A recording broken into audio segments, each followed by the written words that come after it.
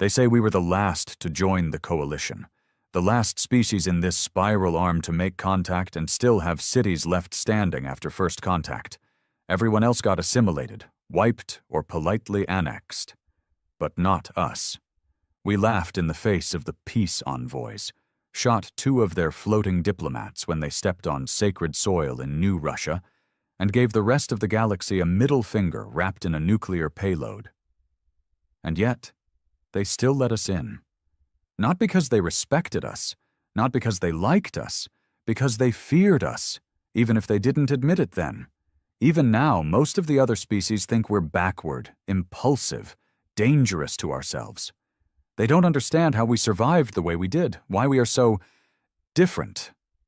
But they started to learn, especially after the Threx incident. And that's what this story is really about. I was the only human on the coalition vessel Vorathan's Glory, a dreadnought-class battleship commanded by High General Sharntak of the Onorix Dominion.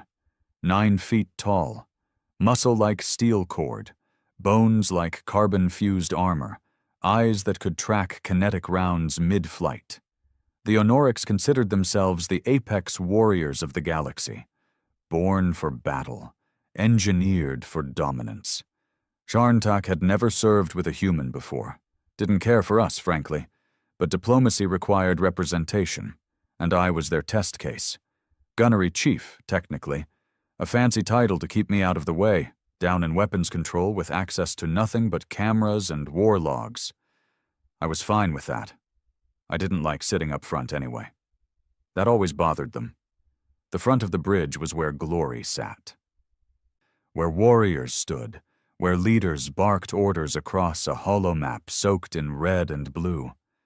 But I stayed at the back, quiet, watching, always watching.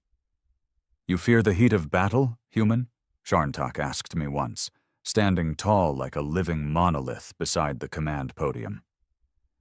"No," I answered without flinching. "I just don't like looking at targets before they die." He didn't like that. None of them did. Onorix are blunt creatures. They value strength, dominance, challenge. They don't understand subtlety, or restraint, or why someone might want to stay behind the line rather than be seen on it. To them, front row is where the blood is, and they crave blood. But humans, we're built different. You throw us into a war zone, we don't charge like beasts. We calculate, we adapt. We burn everything and then wonder if we went too far. That's what makes us dangerous. We weren't supposed to engage the Threx, not yet. It was a scouting mission, a flex of strength, not a declaration of war. But Threx ships don't care for posturing. They don't respect anything that bleeds. They hit us first, hit hard. 3 of our escort cruisers were gone in the first salvo. The Glory's shields buckled. Chaos took over the bridge, except for Sharntak, who just stood there, giving orders in that cold growl of his, thinking brute force would carry the day. It wouldn't. "Fall back," I said. Not loud, just enough for him to hear. He ignored me. The Threx didn't. Their main gun cut through space like a scythe. It clipped the forward section of the ship. A second slower, and Sharntak would have been ash. But he lived. Barely. And now, panicking, he barked something none of us expected. "Human, you will take command." I looked at him. His mouth was bleeding, his pride worse. "You sure?" He nodded, grim. For the first time I saw fear in those alien eyes. Not of death, of failure, of not understanding what the hell was happening.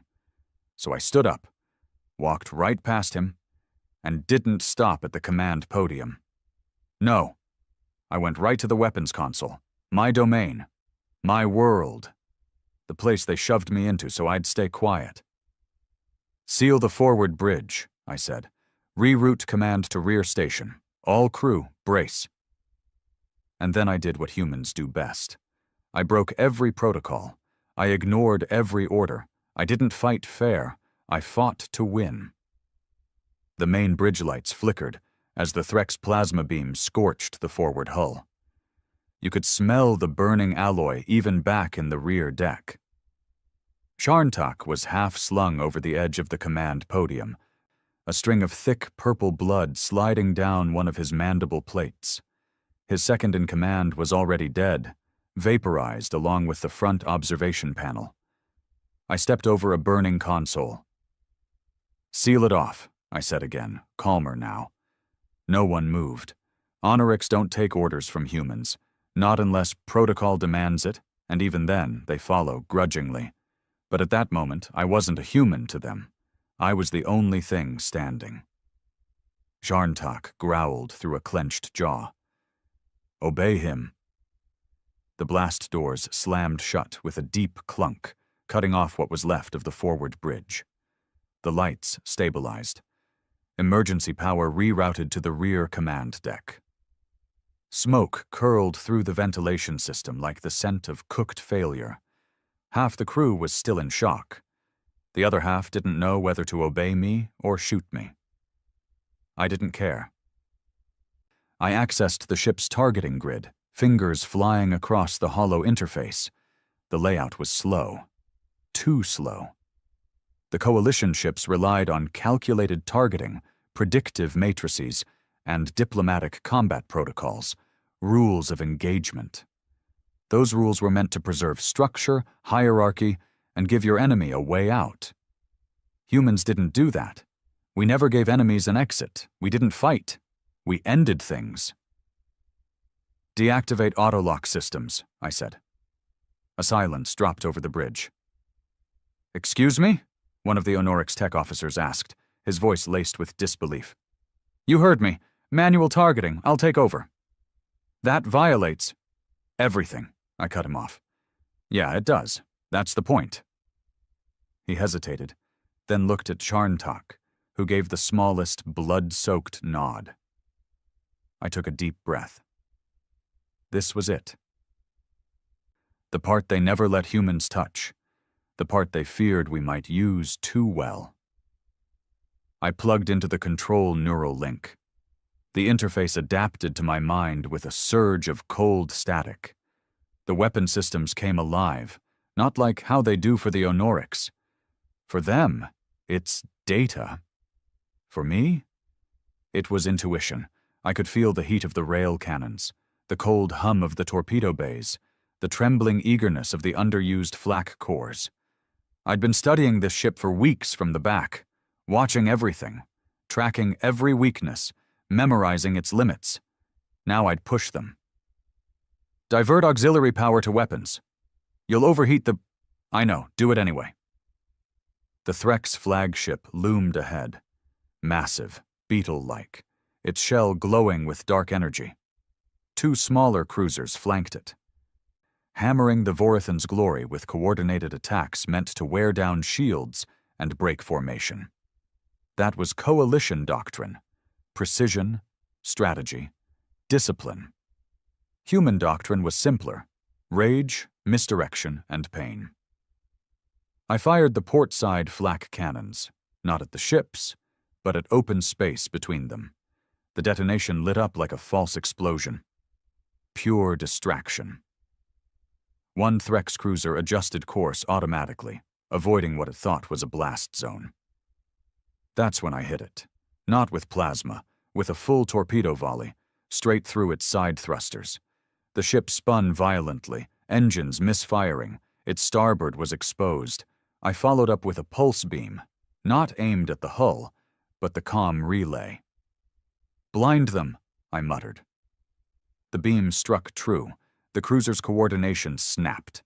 It floated off course, a blind predator spinning in its own blood. The bridge was quiet now. Too quiet. The Honorix crew didn't know whether to cheer or brace for whatever I'd do next. "I'm opening comms with the Threks," I said.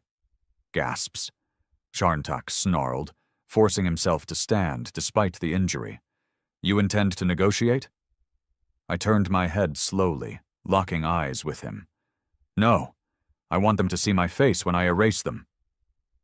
The Threk's commander appeared on the screen, A mound of armor, spines, and those disgusting reflective eyes, pitch black with no soul. Their voice was a static smeared clicking hiss, almost insectile. Translated, it meant, "You adapt like disease." "Thanks," I said. "Now let me show you what happens when the infection spreads." I cut the feed and fired every main gun at once. No warning, no coordination. No declarations of war or noble speeches, just the raw, brutal force of a species that learned to turn pain into weaponry. The dreadnought shuddered as the recoil blasted out. The forward thrusters kicked in. The ship lunged, cannons roaring, flak tearing through space, rail slugs penetrating shields designed to withstand precision, not rage. The Threx flagship returned fire, but it was too late. We weren't fighting like a coalition vessel. We were fighting like cornered wolves, like apes with knives, fire, and something to prove. They didn't expect it. They never do. The second cruiser tried to flank us. I'd anticipated that. I had already rotated the dorsal turrets independently, bypassing coalition safety locks that required chain-of-command confirmations. 1 round. That's all it took. Right through its main energy core. Boom. Gone. Bridge crew started shouting now, not in protest, but awe. One Honorix warrior slammed his fist against his chest plate, a gesture of submission or maybe respect. I didn't care. My brain was still linked to the weapons. The adrenaline was too thick. I was back in the state I'd lived through in the Europa Civil Purge. Fight or die, burn or be buried. The flagship was limping now, but not dead. It fired a last desperate plasma lance, a massive stream of energy meant to cut through us like butter. I didn't dodge. I braced. Let it hit. The shields collapsed. The hull split open in 4 places. Crew screamed. Fire erupted behind me, but I'd already rerouted auxiliary power to the plasma capacitors. The overload was building. One final shot. I targeted its throat, the central hangar where all its fighters were stored. And I emptied the capacitor. The shot went straight through. A delayed boom, then another. Then the entire ship cracked open like a rotting fruit. Silence followed. On the bridge, I pulled the neural link from my temple, blood running from my nose. The crew stood still. Charntak was on his knees, not from injury, but from something else. Disbelief. Maybe humility. "We've won," one of the officers whispered. I didn't respond. I just sat back down. At the rear, where humans belong. They never understood before. Why we sit in the back. Why we let others take the front seats, the spotlight, the glory. It's not fear, it's calculation. We sit in the back so when everything falls apart, when the great warriors fail and the noble empires crumble, when the monsters from deep space start to chew on bones they didn't think would bite back, we're still standing, still watching, and ready to burn the whole damn galaxy if we have to. After the battle, the glory drifted silently for a full cycle. No one spoke to me, not right away. They were processing, recalibrating everything they thought they knew about my species. Humans weren't diplomats. We weren't warriors in the traditional sense. We were something older, dirtier, built from betrayal, war, and too much history written in blood. The medics tried to sedate me. I refused. Charntak approached, bandaged and limping, and for the first time in his career he bowed his head. "I underestimated your people," he said. "Everyone does," I replied. He nodded, then asked something I never thought I'd hear from his kind. "Why did you not take the front before?" I leaned back in my chair, looked around at the battered bridge, at the blood, at the burn marks on the floor, the silence of near death still hanging in the air. "Because the front is for leaders," I said, "and humans, we don't lead until we're forced to." He stared. I continued. "But once we do, we don't stop." That day, the galaxy didn't just see what humans can do. They learned why we don't do it often. Because when we do, we don't leave survivors. The aftermath of the Threx engagement didn't feel like victory. It felt like aftermath always does. Quiet, too quiet. Like something was missing. Like something had been broken, and no one had the guts to admit what it was. 3 hours passed. The emergency systems held. The dead were being scraped off bulkheads. Fires were mostly out. But the smell of burning insulation, coolant, and blood lingered like it had a place here. I sat in the rear still, stripped out of my neural gear, drinking something the Anorix called clarity serum, which tasted like melted plastic and regret. They kept looking at me now, not with hate, not with respect either. Fear, the cold kind. Anorix warriors were trained not to fear anything that bled, but they'd seen something they didn't understand. Not rage, not strength. It was restraint, the kind that waits, the kind that hides behind smiles and silence until it explodes in your face with no warning and no mercy. No one said it out loud, but the command hierarchy was broken. Not officially, of course. The Coalition would never acknowledge that a human had taken battlefield command and wiped out a Threx task force without clearance. That kind of record gets sealed so fast it might as well never have happened. But it did happen. And I saw the shift, not just in the crew, in Jarntak himself. He wasn't limping anymore. His wounds had been patched with Onorix nanogel, and they worked fast. But he hadn't returned to the front podium. He stayed back here, with me. Not quite at my side, but not ahead of me either. That was new. He cleared his throat. That deep, gravelly rumble like a rock slide under pressure. You disobeyed every doctrine the Coalition mandates for engagement. Yep, I said. You risked structural collapse by rerouting capacitor power through broken lines. Also true. You used weapons designated for orbital bombardment on live targets in open space, with no line-of-sight confirmation, no authorization codes, and no fail-safes. I did. A pause. It was effective. I turned my head and looked him square in the eye. That's the problem, isn't it? He didn't respond, just folded those massive arms and looked away. See, they don't know what to do with us. That's the whole thing. Humans are the wrench in the machine. They bring us in for diversity, for unpredictability. They praise our adaptability and our instinct. But they only want it when it doesn't threaten them. They want a tame human, a mascot, someone to say something clever and wear the patch with pride. They don't want someone who wins differently. I stood up and stretched. My shoulders cracked from the tension. I hadn't even realized I'd clenched my fists for the past hour. I needed sleep. Real sleep. Not the kind you take with one eye open and your hand wrapped around a sidearm. I made it 2 steps before the sirens started again. Not Threx this time. Internal alert.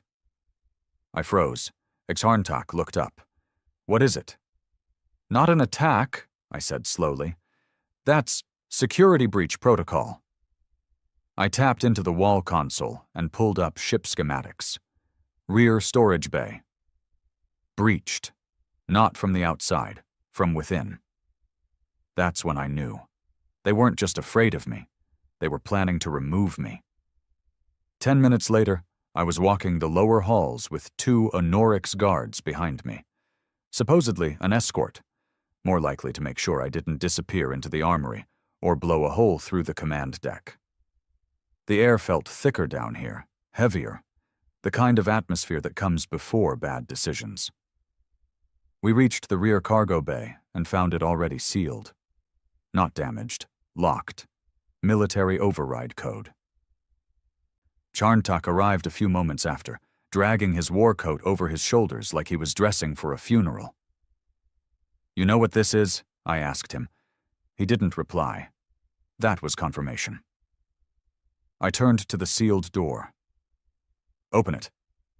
He hesitated, then gave a nod to one of his lieutenants. The door hissed open, and there they were. 3 figures, all Honorics, not regular soldiers, internal oversight, coalition compliance officers. That explained everything. They didn't trust me to leave the ship alive.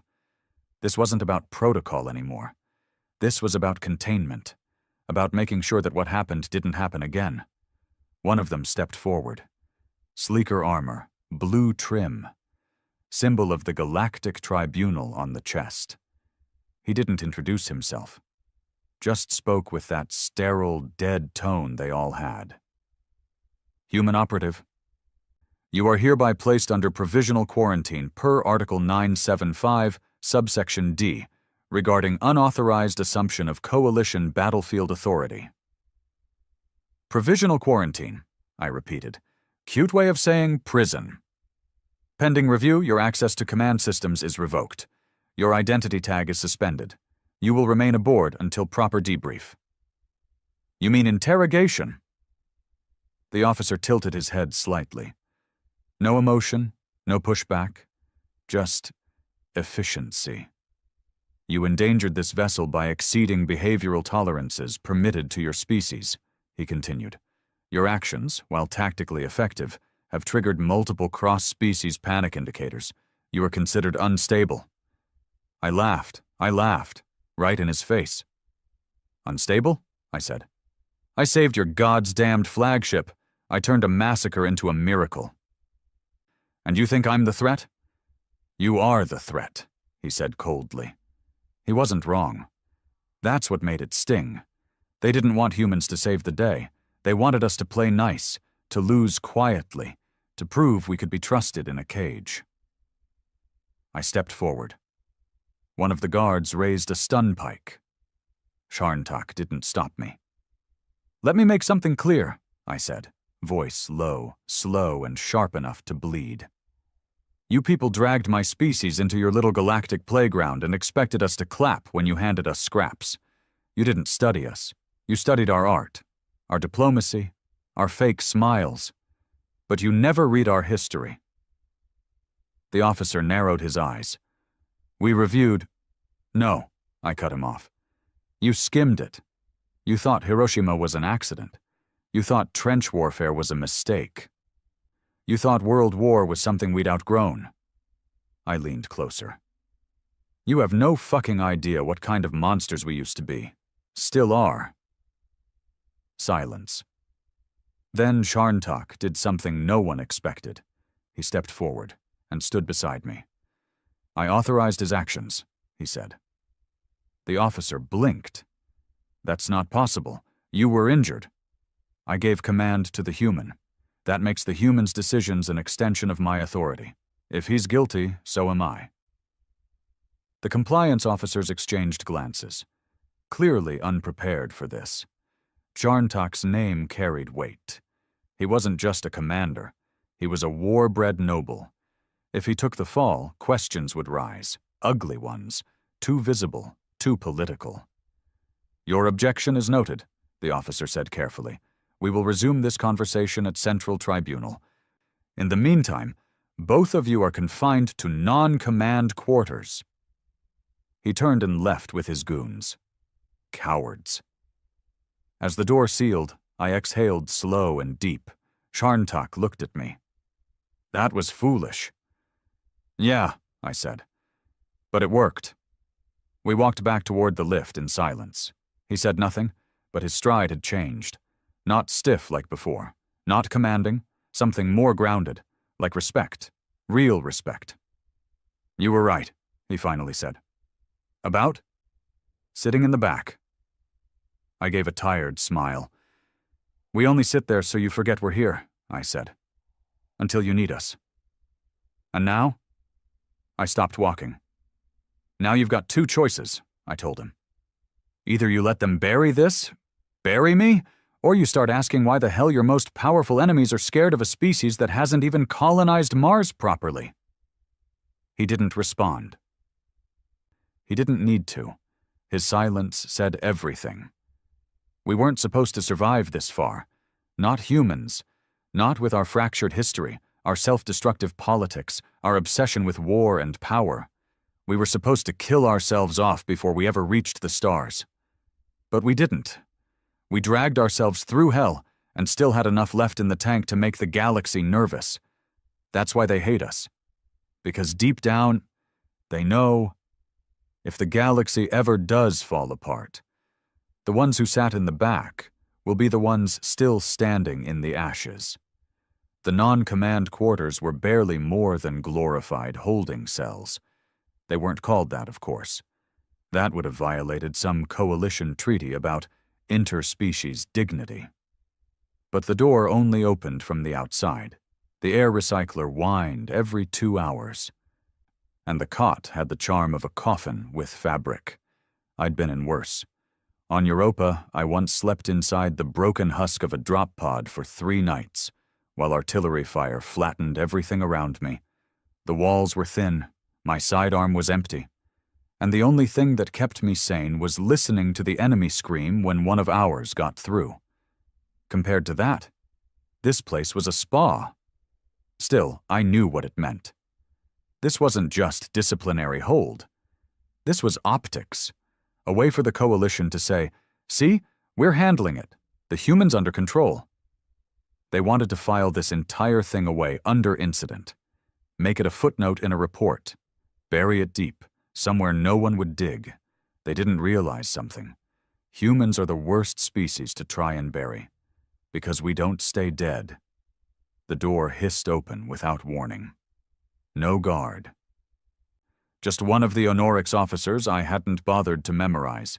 Young, tall, clean, which meant he hadn't seen real war yet. His armor was ceremonial, barely scratched. He stepped inside, trying not to make eye contact. "You're to report to Interrogation Chamber 3. "Is it an actual interrogation?" I asked, standing, "or are they calling it something else now?" He didn't answer. Just gestured. Sharntak wasn't in his quarters. They'd separated us overnight. Smart move from their side. Dangerous one, too. Separating humans from their allies tends to backfire. They walked me through the halls like a rabid animal. 2 guards in front, 2 behind. No conversation, no questions, just the rhythm of boots on alloy and the distant hum of ship systems still recovering from the Threx engagement. We passed crew in the corridors. Honorix, Vikorth, even a few Tsali engineers. All of them stopped what they were doing to watch me walk by. No one spoke. No one saluted. Just eyes. Judging. Fearing. I'd seen that look before. Same look I got after the siege on the Helix moon. Same one after the Sargon Rebellion. It's the look you get when you walk out of something no one thought you should have survived. And you're not smiling about it. The interrogation room was colder than the rest of the ship. Probably intentional. Psychological trick. Try to disarm the subject. Keep them physically uncomfortable so they crack emotionally. Amateurs. I sat. No restraints. Another trick. Make me think they trust me, or make me wonder why they don't need to restrain me. Across the table, 3 beings waited. Only one of them was Honorix, an old general named Kerntal, with dull green plating and a left eye replaced with some kind of mechanical implant. The other 2 were coalition, high tier. One Sali, skin translucent and pulsing with internal light, a species that spoke mostly through tone rather than words. The other, a surprise, human. I stared at him for a long moment. He looked comfortable here. Pressed uniform, coalition badge, a tired smile that didn't quite reach his eyes. Too clean, too careful. Government man. "You're a long way from Earth," I said. He nodded once. "Commander Reese Calden, EarthGov liaison to Coalition Military Affairs." "Liaison?" I repeated. "Nice word for handler." "We're not here to handle you." "No?" I glanced at the Honorix guard near the door. "Could have fooled me?" He folded his hands, calm and diplomatic. "Let's start with this. Do you know why you're here?" "Because I made you all look weak." That wiped the smile off his face. The Tsali leaned forward, its voice a soft chime that echoed in the room unnaturally. You violated engagement protocols. You disregarded command structure. You utilized weapon systems outside your species' clearance rating. And you engaged an enemy with non-sanctioned tactics in a theater that was under observation. I saved the ship. You made a spectacle, Kalden said, sharper this time. A human spectacle, and now half the coalition is asking questions Earth isn't ready to answer. I looked him in the eye. What questions? He hesitated. That told me everything. I leaned forward. Let me guess. Why does a species that should have died off a dozen times keep surviving? Why do we fight dirty? Why do we win fights we're supposed to lose? Why do we scare enemies that don't even breathe the same air as us? Kern Tal, the Anorix general, finally spoke. His voice was slower, deeper, like gravel pushed through oil. They fear your nature. Good.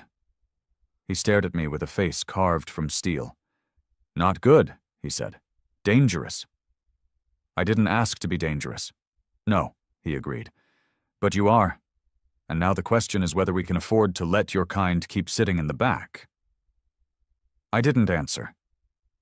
Because I knew what this really was. Not an interrogation. A test.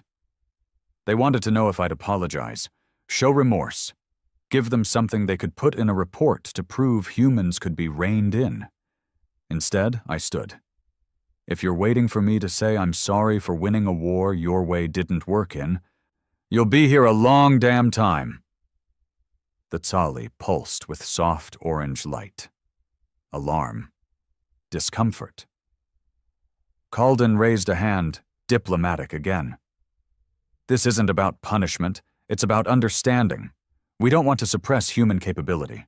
We want to guide it, help integrate it into the coalition. You want to domesticate it, I said. Silence. I took a breath. Let it out slow. You ever wonder why we sit in the back? Kalden said nothing. We sit in the back because we see more. Because we don't want to lead. Not unless we have to. Because when we lead, we don't stop. You think you're scared of us now? I leaned closer.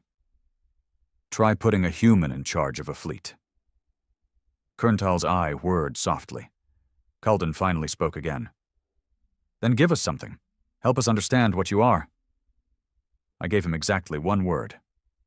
Survivors. He blinked. We're the ones who crawled out of nuclear ash and kept building. We're the ones who turned killing each other into sport, into art, into history lessons. We're the ones who lose and lose and lose, and then get up anyway. You don't get to understand us, because if you did, you'd start building ships like ours. I turned for the door. They didn't stop me, because deep down, they knew I was right. Back in my quarters, the air felt heavier, more loaded. The guards were gone. The door wasn't locked. That wasn't mercy. That was politics. They'd decided to keep me visible. Let me walk the ship again. Let the other species see that I wasn't a monster, just a warning. Sharntak came in without knocking. I didn't even look up. Good speech, he said. Didn't make it for them. He sat across from me, quiet for a moment. Then, they won't trust you again. They never did. He gave a slow nod. Then, more softly, I would follow you in battle. I looked at him then, really looked. You're not supposed to say that? I don't care. That was the first honest thing I'd heard since the Threx, and it made me more nervous than all the interrogations combined. Because if the strongest warriors in the galaxy start siding with the species that was never supposed to survive, then the balance of power is already shifting, and the galaxy's not ready. You could feel it in the halls now. The tension. It wasn't the kind of tension you get after a lost battle, or even the usual tightrope of command hierarchy. This was deeper, unspoken, like the ship had suddenly divided into parts that didn't know if they were on the same side anymore. And it wasn't just about me. It was about what I represented. I didn't hold rank anymore, not officially. After the interrogation, they never gave a verdict, just silence. My clearance was under review, which meant revoked. My name was probably being dragged through more committees than I could count. But they didn't isolate me either. That was the mistake. They left me walking the ship, visible. The Awoke's crew were split. Some avoided eye contact entirely now. Others stared too long. 2 even nodded at me once in the mess hall, not out of politeness, but acknowledgement, the kind warriors give each other. That was the first sign something was changing. The second came 2 days later. It was 400 standard, and I was walking the lower engineering corridor, not because I had orders, but because I couldn't sleep. You don't sleep well when you know the people who gave you a uniform are debating whether you're worth keeping around. I passed a small utility chamber with the door slightly open. Inside, voices. Low. Heated. I leaned in just enough to listen. I'm telling you, the human didn't disobey. He adapted. There's a difference. Irrelevant. Coalition Command dictates engagement protocols for all species. You weren't on that bridge. You didn't see what he did. I read the logs.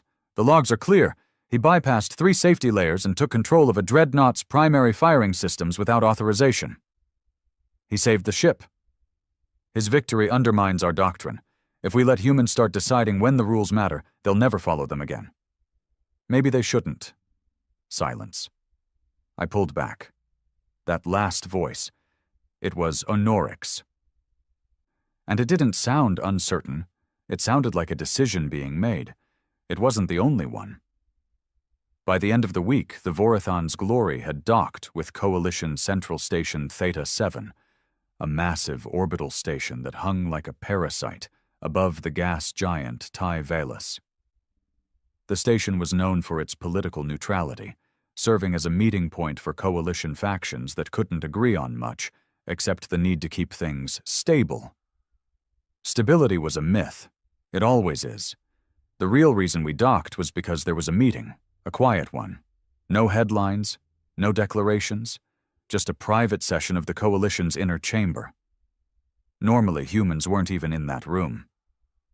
I got invited. More accurately, I was summoned. The chamber itself looked like something out of a simulation. Massive circular table. Holographic projectors suspended mid-air, and security so tight I counted 5 different biometric scans just to enter. There were 12 seats around the table. Only one was human. Calden was already seated when I arrived. Same polite smile, same carefully measured posture. A handler in every sense of the word, but now his leash was too short to keep me quiet. The others trickled in. The Vikorth ambassador, tall and eyeless, slid into place like a shadow. The Tsali representative flickered with emotional light in her chest cavity. Anxiety, mostly. A Krenari admiral sat near the far end, claws tapping on the table with restless irritation. And the Awoke's? 2 of them. One was Kurn Tal, the general from the interrogation. The other was Sharntak. He was not supposed to be here. Yet there he was, armor polished, insignia bright, face calm, and no one challenged him. That said everything. Calden leaned toward me slightly. Don't speak unless spoken to. I didn't respond, but I knew he could feel the tension in my jaw.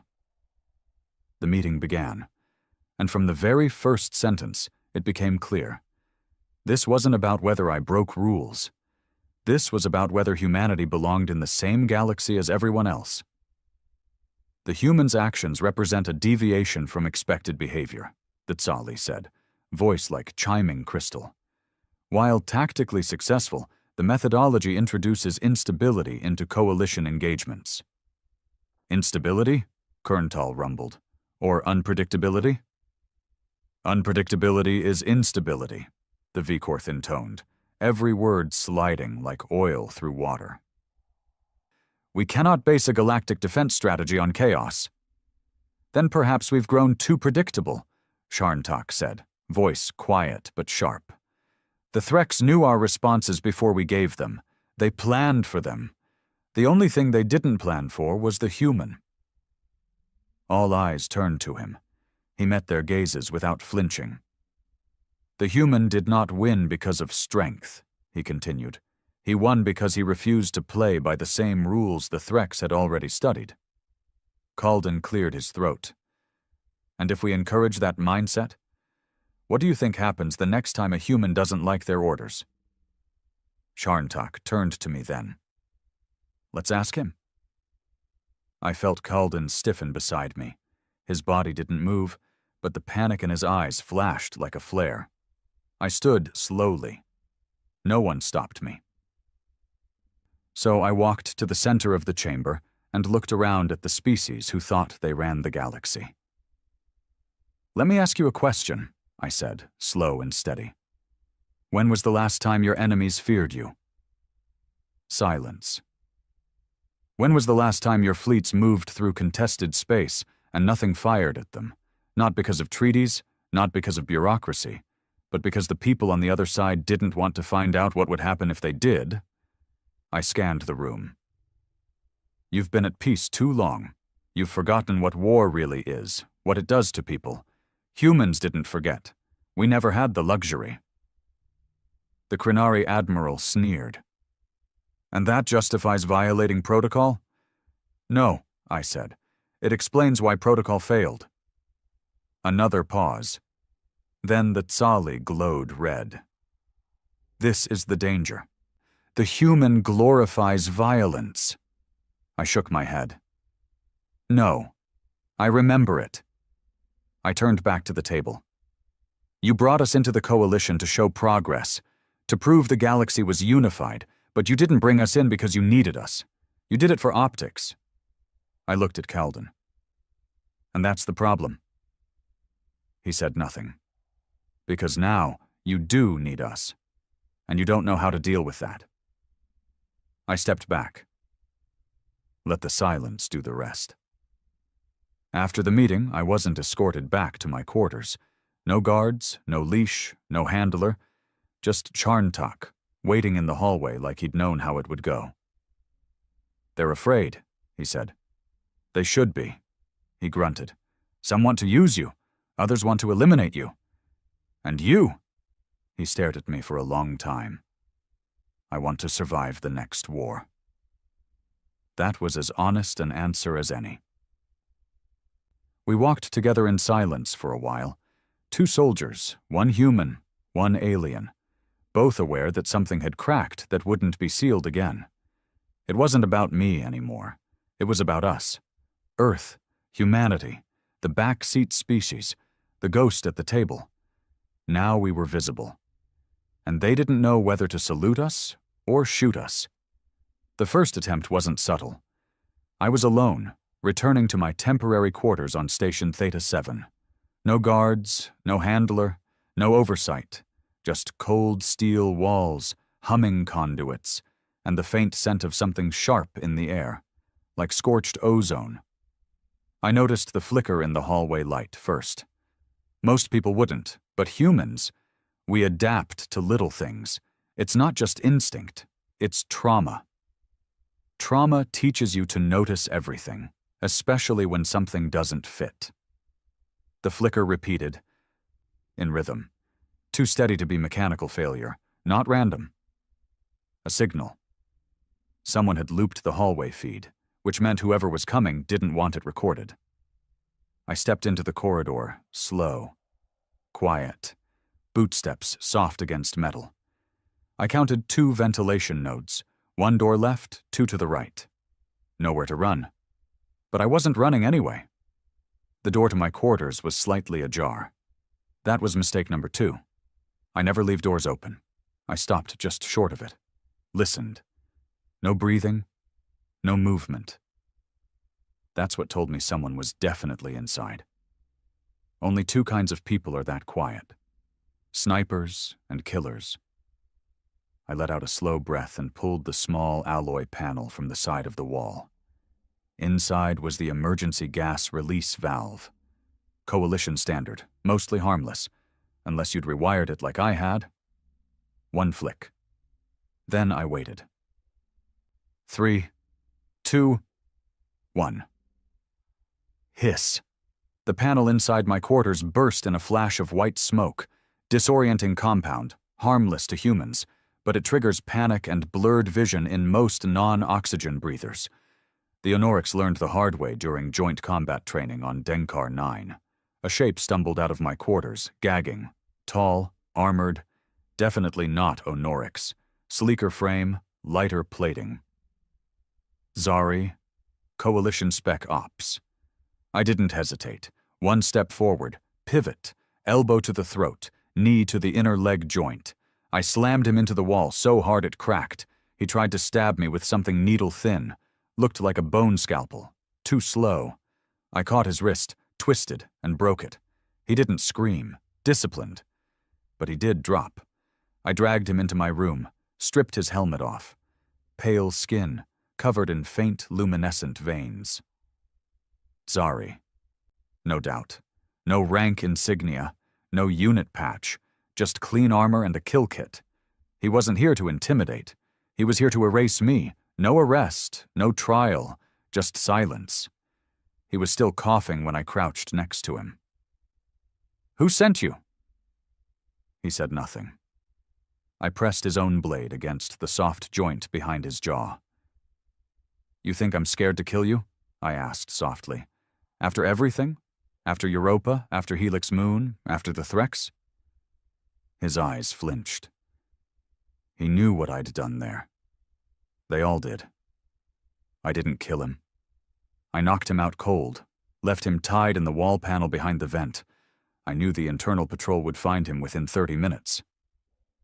That wasn't the point.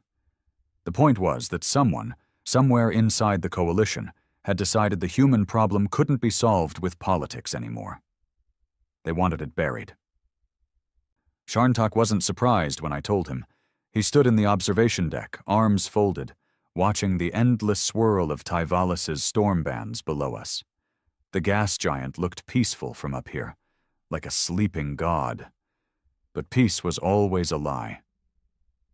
"They won't stop," I said. "No," he agreed, "but they won't be so clumsy next time." That was the terrifying part. They didn't care if they got caught, because the punishment would be minimal. The sorry spec ops guy would vanish. No official file, no record. Just a malfunction or a training accident. The Coalition had learned something about humans. But so had I. They didn't need all of humanity gone. Just the ones who refused to behave. "You realize what this means?" I said. Sharntak nodded. "It means they don't think they can control you. Or your kind. That was always the case. But now," he said, turning to me, "they're afraid you know it." I stared out the viewport. "We need to leave this station." He frowned. "You think they'll try again?" "I know they will." I turned toward him. "And next time they won't send one." The plan wasn't complicated. Complicated gets people killed. We'd leave during shift rotation. Docking Bay 6, back hangar, small diplomatic shuttle, nothing that would trip defense scans. Sharntak pulled his rank strings, and I faked a medical emergency tied to cognitive overload, which was their way of saying, he might be mentally unstable, but we won't admit it publicly. The irony made me grin. We moved quietly. No weapons, no armor, just 2 soldiers, walking like they weren't already labeled as threats. We didn't make it to Dock 6. Not directly. Halfway there, the alarms sounded. Sector lockdown. My blood froze. They knew. How? Then I saw her. Kilden's assistant, a human, I should have known. She'd smiled too much, asked too few questions, always stood 3 steps behind him like she was harmless. But her eyes were wrong. Too calm. She was watching me from across the corridor now, pretending to speak into a comm panel. But I saw it. The flick of her wrist, the way she tilted her head, a signal. She'd triggered the lockdown. I nodded once. "Change of route," I said to Charntak. He didn't argue, didn't ask. We ducked into a maintenance shaft and began the crawl, silent, claustrophobic. The shaft was barely wide enough for him. I led the way. Every few meters, I tapped the wall for vibration feedback. Nothing yet. Then I heard it. Clanking. Above us. Fast. "Synchronized security drones, 3 of them," I turned to Harntak. "Go quiet." We stopped breathing. The drones passed by, barely 6 feet overhead, then kept going. We moved. Faster now. 2 more corridors, then an emergency lift. I bypassed the lock with a trick I'd learned from a Tsari slicer on Tarka 3. Hotwire the biometric sensor with a thermal pulse and make it read General Override. Door opened. We dropped into the cargo bay, and straight into hell. 6 armed guards, Tsari and Vikorth mix. No insignia. Faces covered. No warning. They opened fire. I dove left. Charntak rolled right. A plasma bolt scorched the floor between us. I grabbed the nearest crate, flipped it for cover, yanked the emergency beacon off the side. "I thought we weren't carrying weapons," Charntak roared. I grinned as I pried open the crate. "Didn't say they weren't." Inside, covert supply shipment from an Honoric skirmish unit, pulse rifles, stun mines, 1 modified thermoblade. I tossed the blade to Charntak. He caught it mid-air, ignited it. The hum was deep and angry. We didn't hold back. I fired twice, dropped the first guard. Charntak charged like a wrecking ball, slicing through another like cloth. A third tried to flank me. I planted a stun mine at his feet and watched him collapse in spasms. They were well trained, but not human trained. Not trauma trained. We cleared the bay in under 40 seconds. Bodies everywhere. The shuttle was still intact. I sprinted to the control panel, punched in the override. The ramp opened. Charntak followed, bloodied but alive. We were off the station in 30 seconds. Clearance codes? Spoofed? Flight path? Dirty? Escort? None. We were a rogue signature now, and as we slipped past the final outer scan radius, I finally exhaled. Charntak slumped into the co-pilot seat. "What now?" he asked. I stared ahead, at the stars, the empty black. "We stop reacting," I said, "and we start planning." He raised a brow. "For what?" I looked at him. "For the moment this entire damn galaxy realizes they can't keep humans in the back anymore." We didn't speak for a while after leaving Theta 7. There's something about escaping death that leaves you quiet. Not from fear. No, that part comes later. But from the realization that the rules you thought you understood no longer exist. I sat in the pilot's chair, staring out at nothing. Just the streaks of hyperspace, moving like threads being pulled tight across the universe. Charntak sat beside me, quiet, wounded, thoughtful. He hadn't asked where we were going, and I hadn't told him. Because the truth was, I didn't know. We weren't running. Not really.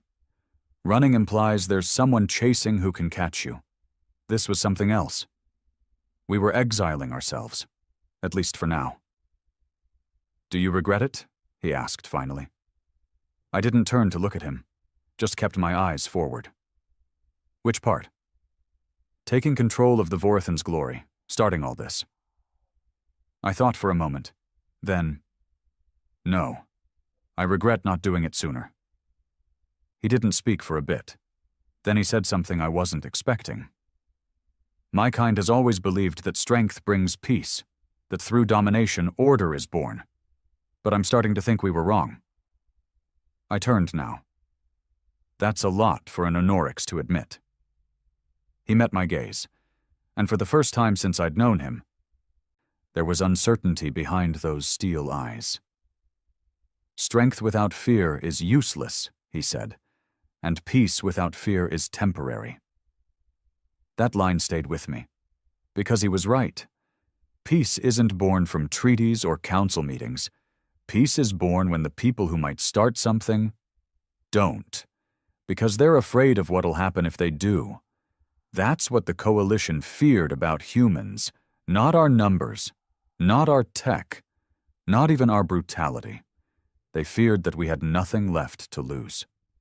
We docked the shuttle at an Outer Rim refueling station operated by a fringe Onorix clan, one not fully aligned with coalition doctrine.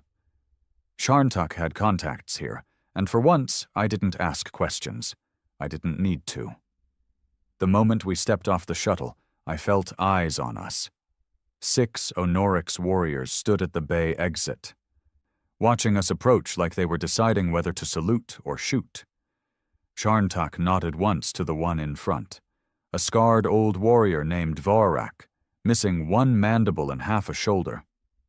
"You travel with a human," Vorak growled. Sharntak didn't flinch. "I travel with an ally." Vorak looked at me, not with disgust. That would have been easier. No, what I saw in his eyes was worse. Respect. "Then we have much to talk about," Vorak said. "The clans are stirring." That got my attention. We followed him through the station. It wasn't polished like coalition hubs. This was old metal, dented walls, flickering lights, lived in. You could tell by the wear patterns on the floors where generations had stood, fought, bled. Warriors don't need luxury. They need purpose. And that's what I saw in the faces of every Onorix we passed. Soldiers. But not coalition ones. These were the old blood. The ones who remembered when the Onorix didn't answer to council votes and diplomatic subcommittees. We entered a central war chamber, circular with elevated seating and a hollow pit in the middle that had clearly seen more than a few arguments settled with fists. A dozen Onorix stood around the room. Vorak raised a hand. "This is the human," he said. "The one who broke the Threx line at Nimari Drift. The one who was targeted by coalition assassins. The one who defied command and won." Murmurs rippled through the chamber. I didn't speak. Let the silence do its work. "Why have you brought him here?" one of the older warriors asked. Sharntak stepped forward. "Because he's proof that the coalition no longer values strength, only obedience." That line hit like a hammer. And that's when I knew. This wasn't just a stop for fuel. This was a recruitment. The Onorix clans were fracturing, not all of them, but enough. Enough to start questioning the value of a system that tied the hands of warriors and silenced any voice that didn't speak in carefully sanctioned tones. Vorak turned to me. "Human, do you seek war?" "No," I said. "I seek freedom." "Freedom from what?" I met his gaze. "From anyone who thinks they get to decide what humans can or can't be." The room went still. Then Vorak laughed. Not a mocking laugh. A warrior's laugh, deep, approving, filled with a fire that hadn't burned in years. "You speak like an Onorix," he said. "Maybe," I replied, "but I fight like a human." That night we were given quarters. Spartan but clean. No guards at the door, no locks. That was a test. You don't put a human in an open room unless you're sure he won't kill you in your sleep. We passed. At least for now. Sharntak sat across from me at the metal table. "There are elements in the Onorix high bloodlines who want out," he said. "They've grown tired of the Coalition's peace, of the way it weakens our kind." "Sounds like rebellion." "No," he said. "Not yet. But if enough clans withdraw, it could become one." I sat back, thought for a moment. "You want me to help convince them?" "No," he said. "I want you to show them that humans are more than just unpredictable, that you're worthy of alliance." I didn't answer, because he was asking me to do something dangerous. something bigger than fighting a battle. He was asking me to represent my species to the deadliest warriors in the galaxy. Warriors who didn't trust easily, didn't forgive quickly, and who would never forget if I made the wrong move. I stood. "You want a symbol?" I said. "Fine, I'll give them one." He raised a brow. "How?" I looked out the narrow window, at the stars. "At dawn," I said, "you gather the clan leaders in the pit." "Why?" I turned back to him, jaw tight. "Because I'm going to earn their fear." The pit was silent. 10 clan leaders, 200 warriors watching. No fanfare, just one human, standing alone in the middle. I stripped off the coalition badge from my shoulder and threw it into the dirt. Let them see it. Let them know I wasn't hiding behind politics or treaties anymore. "I won't give you speeches," I said, "because warriors don't need words. They need proof."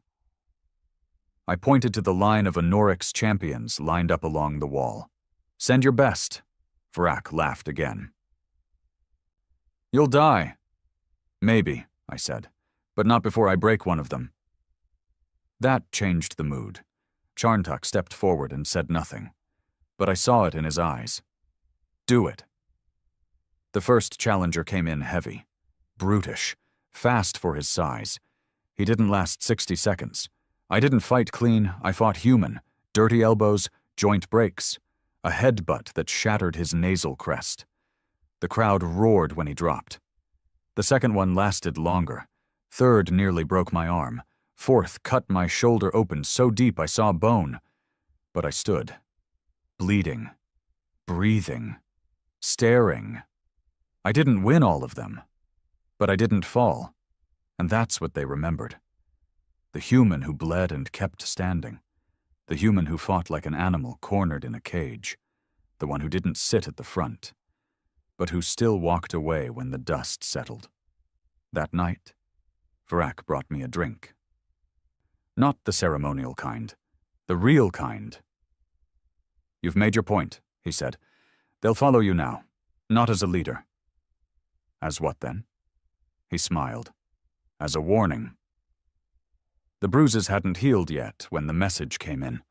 My shoulder was still stiff from the last pit fight, and I'd woken up with dried blood under my fingernails. But there was no rest now. Not after the show I'd put on for the clans. Not after the Anorix started whispering my name in war tones, like I was some kind of ghost story walking upright. The calm crackled to life in our temporary quarters. Charntok answered it, his face hardening the moment the voice on the other side came through. "It's not secure," he said. I stood from the metal bench. "Who is it?" He held out the audio. "Threx, open channel." That got my full attention. I took the earpiece. What came through wasn't words at first, just that low, clicking pulse their kind used to layer emotions under speech: hunger, hate, challenge. Then came the voice. "We expected you to die quietly, Ape," I smiled. "You expected wrong?" A pause. Then more clicks, faster now, agitation. "You bring chaos. Weak species follow your scent like blood in the air. The galaxy forgets who rules the void." "I didn't forget," I said. "I just stopped pretending to be afraid." The Threx voice deepened, a tone I'd heard before, not on comms, but in the middle of a battlefield. It was their warning growl. "Then remember this. No more words. No more battleships. No more excuses. We come. For you. For the traitors who stand beside you. For the species that forgot fear." "Good," I said. "We bring more than last time." "I'm tired of killing amateurs." The line went dead. I turned to Charntok. "Well," I said, "I guess we're famous." He didn't look amused. "The clans will want to respond." I nodded. "Let them. But not by hiding behind shields." "You mean to strike first?" "I mean to end this." The Anorix didn't move fast, not by our standards. They were methodical, deliberate, But once the decision was made, things shifted quickly. Within 2 hours of the Threx transmission, the war room was packed. Clan leaders, captains, even exiles who hadn't been seen in cycles. Not all were ready to fight for a human, but enough were ready to fight because of one. Sharntak stood beside me as I stepped into the center of the chamber again. This time, no pit. This time, it was strategy. Vorak sat nearest, arms folded, old wounds gleaming like battle medals across his armored chest. "You heard their threat," I said. "You know they're coming. Maybe not today, maybe not tomorrow, but they'll come." Murmurs of agreement. I continued. "But this isn't just about me anymore. You've been looking for a reason to break from the leash the Coalition keeps on your necks. Well, here it is." More murmurs, heavier now. "If the Threx come for me," I said, "they won't stop at my death. They'll target everyone who stood beside me, every Onorix who ever shared a command deck with a human, every clan that spoke my name." Silence. "But if we hit them first, if we burn one of their hunting moons to cinders, then maybe they'll remember the lesson they forgot at Nymery Drift." Vrak stood slowly. "You want us to strike Threx territory without Coalition approval?" "No," I said. "I want you to do what warriors do best. Act before bureaucrats decide if survival's worth the paperwork." That got a few growls of amusement. But not everyone smiled. One of the younger clan leaders stepped forward, sleek armor, bright insignia. He was still shiny. Still believed rules kept blood off his hands. "If we go rogue," he said, "we risk more than war. We risk exile, sanctions, disgrace." I stepped forward. "No, you risk history forgetting who you are." He opened his mouth to respond, but Virak cut him off. "He's right." That stopped the room cold. Virak looked at me, not with softness, but with something even harder, conviction. "This is the first time in 5 cycles a human stood here and asked us to fight without apology. Without permission. You may not like how he speaks, but you know damn well we've needed someone to say it." Then he pointed to me. "This human didn't come here begging for protection. He came offering war, and I say we give it to him." Cheers. Fists pounded armor. Some still sat silently. But that was enough. We launched 2 days later, not with a fleet, just 3 strike cruisers, all unregistered, clan-owned, black-plated, and unmarked. They wouldn't show up on Coalition logs, wouldn't trigger diplomacy alarms. That was the point. These weren't sanctioned warriors. They were ghosts. I rode on the Breach Fang, an older Onorix cruiser with scars across its hull and weapons that had been patched together with stubbornness and leftover hate. Sharntak joined me. When I asked why, he just said, "Because when they kill you, I want to be the last thing they see after." That was as close to friendship as you get from a warrior like him. Our target was simple. A Threx outer observation post orbiting a derelict gas planet in the Elthera Drift. It was a listening moon. They used it to monitor traffic, intercept comms, and scout weaknesses in regional defenses. Hitting it wouldn't be a strategic blow. It would be a message. We arrived undetected. They never saw us coming. And we didn't offer surrender. No broadcast, no threat, no demand, just fire. The first volley tore through their upper structure. The second breached their core. The third? That was mine. Personal. I rode the boarding team. Me, a human, leading Onorix warriors into close combat. The Threx were ready for battle, but they weren't ready for rage. I didn't shoot my first enemy. I stabbed him, straight through the throat with a thermoblade I'd taken from the crate on Theta 7. He screamed in 3 different vocal frequencies. The Onorix behind me laughed. They called me Kordanma that day. In their language, it meant the one who strikes after silence. When the dust settled, the station was gone. We stood on the wreckage, watching the moon crack open and fall toward the gas giant below. Sharntak stood beside me. "They'll come harder now," he said. "I hope so," I said. Because now I wasn't just the human they feared. I was the one who taught others how to fight like us. You can hear it in the silence. The calm after a strike like ours isn't peace, it's pressure. Like the quiet just before a bomb goes off. The kind that isn't meant to shake the ground, but to erase you from memory. That's the Coalition's specialty. They don't retaliate with fire. They retaliate with isolation. We didn't hear from them for 3 full days after we turned the Threx observation moon into a falling carcass of scrap. No formal declaration, no condemnations, no threats, just silence. But messages were moving. Not across open channels, in the background noise. Backroom council flickers. Trans-dimensional packets. The kind of chatter that doesn't show up in war logs but reshapes the field all the same. They weren't preparing to arrest me. They were preparing to make me irrelevant. We returned to Honoric's space, docking at a remote stronghold in the Ankar Fold. It wasn't Coalition-mapped, one of those hidden way stations used by the clans during the pre-Accord skirmishes. Old, half-rusted, but filled with warriors who didn't care much for galactic law. The moment I stepped off the breach fang, I knew something had shifted. It was in their eyes. The warriors who'd once watched me like I was a curiosity now saluted. No hesitation, no mocking. Sharntak didn't say a word. He just walked beside me like it was always meant to be this way. A human among Honoric's command. A ghost wearing war scars like decorations. But not everyone was pleased. "Come," Sharntak said. "There's someone you should meet." We entered one of the old war halls, steel walls lit with dull red, a central circular table where decisions were once carved into stone.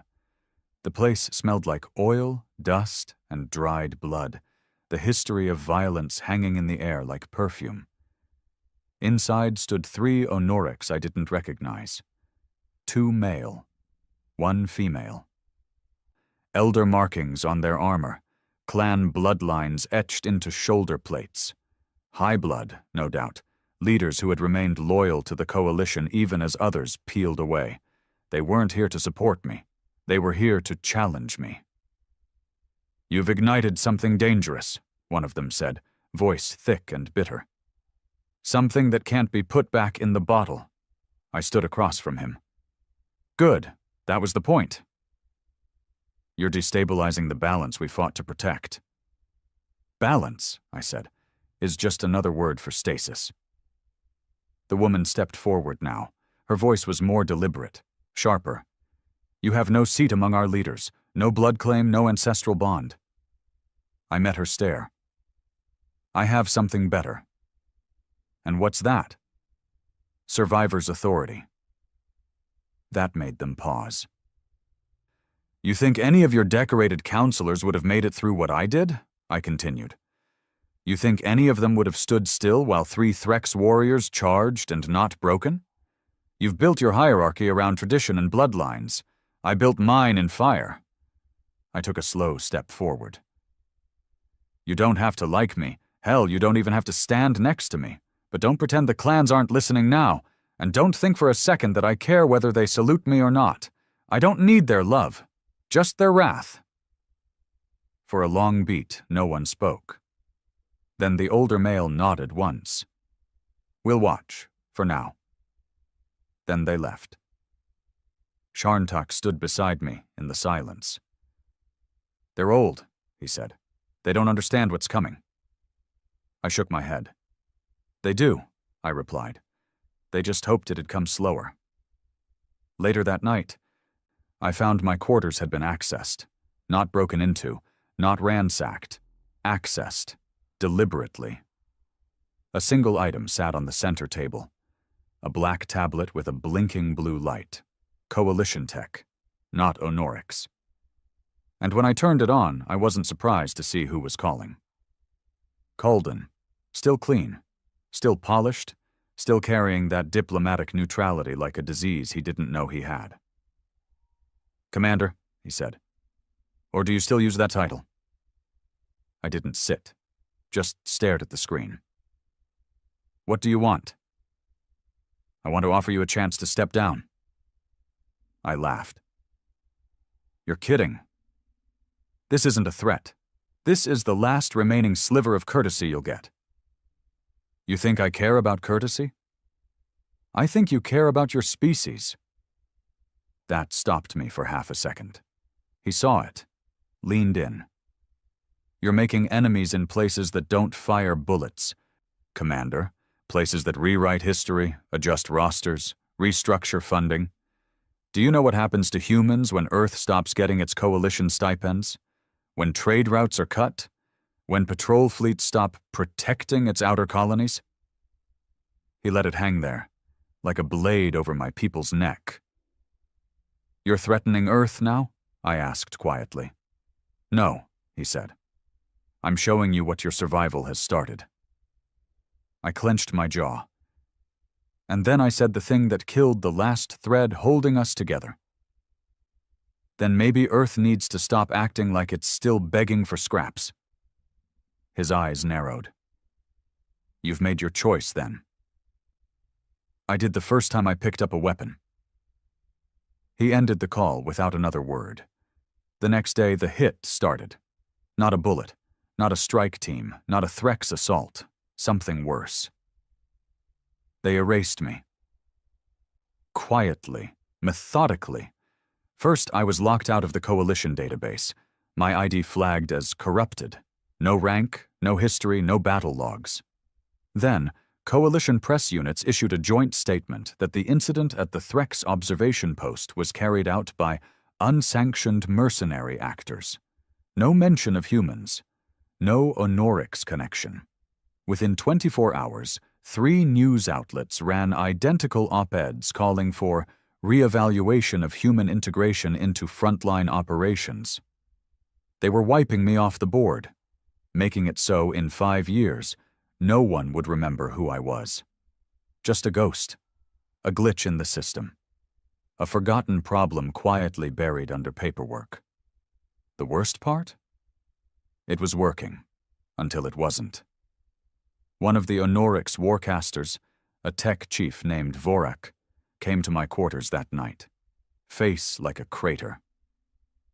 Hands always twitching from old nerve damage, but sharp. Too sharp. He showed me the transmission logs. Someone inside the Coalition had flagged any mention of me for auto-redaction across public channels. AI filters, keyword scrubs, social penalty scores for users discussing the unauthorized human operative. They were using the same tools they used on disinformation campaigns. "Your name," Vorak said, "is now a curse word." I stared at the screen, watched it blink. Then I smiled. "Perfect." "Burn it all," I told him. "Sir? Open up every hidden feed, every dark line relay, push the pit fights, push the moon assault, show them everything. The wounds, the screams, the blood, the Onorix that saluted me, the Threx that begged before I cut its spine." He hesitated. "Coalition will retaliate." "Then let them." I stood slowly. "We don't need their seat. We don't need their permission. Let the galaxy see the truth." Vorak smiled. "You want fear."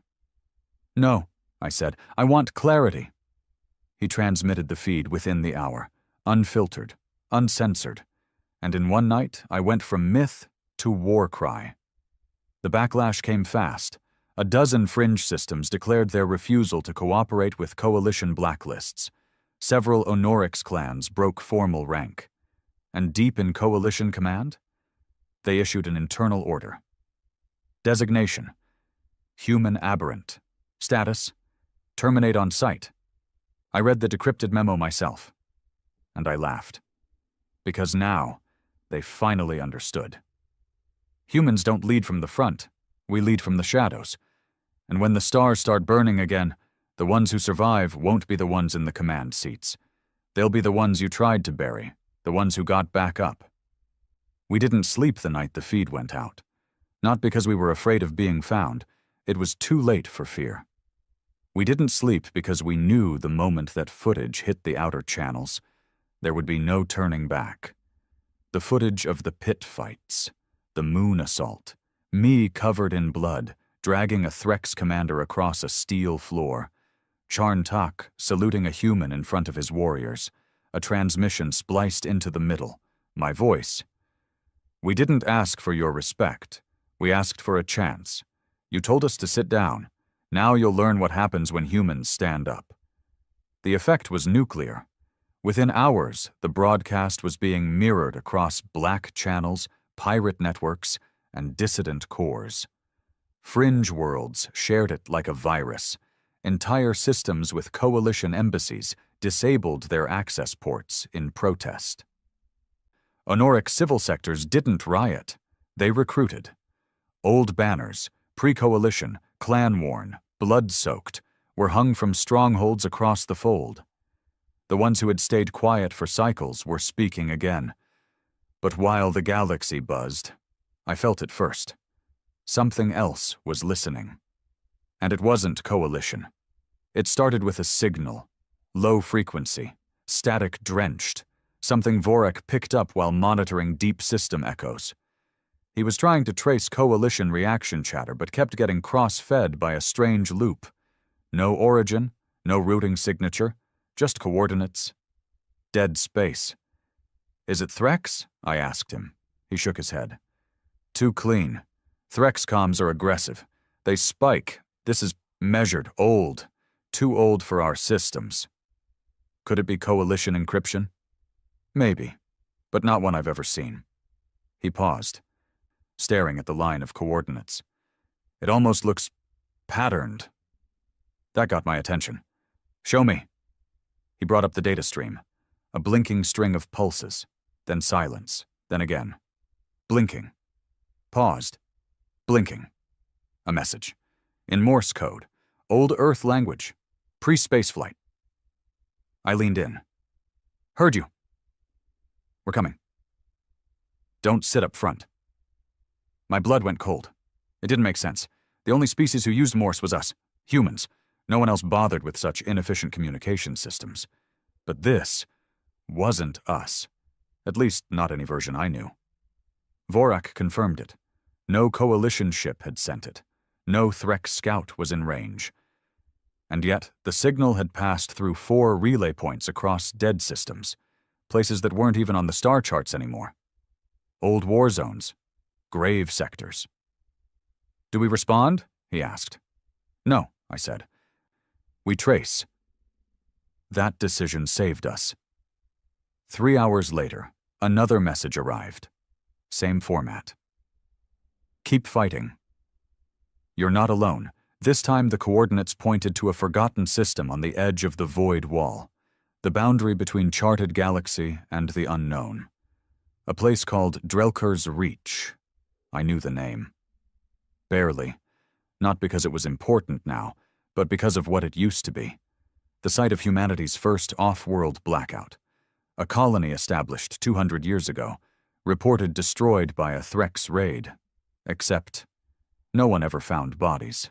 No wreckage, no distress beacons, just silence. The coalition had quietly buried it, called it a communications failure, and moved on. But someone had survived, and they were talking to me. We left that night. Charn-Tak, Vorak, myself, and a crew of 10 Honorix veterans who had already decided their future didn't belong in the hands of council seats. The Breachfang jumped without a filed log. No destination. No return signal. We crossed the void wall in 6 hours. Drelkur's Reach wasn't dead, but it wasn't alive either. The system was dark.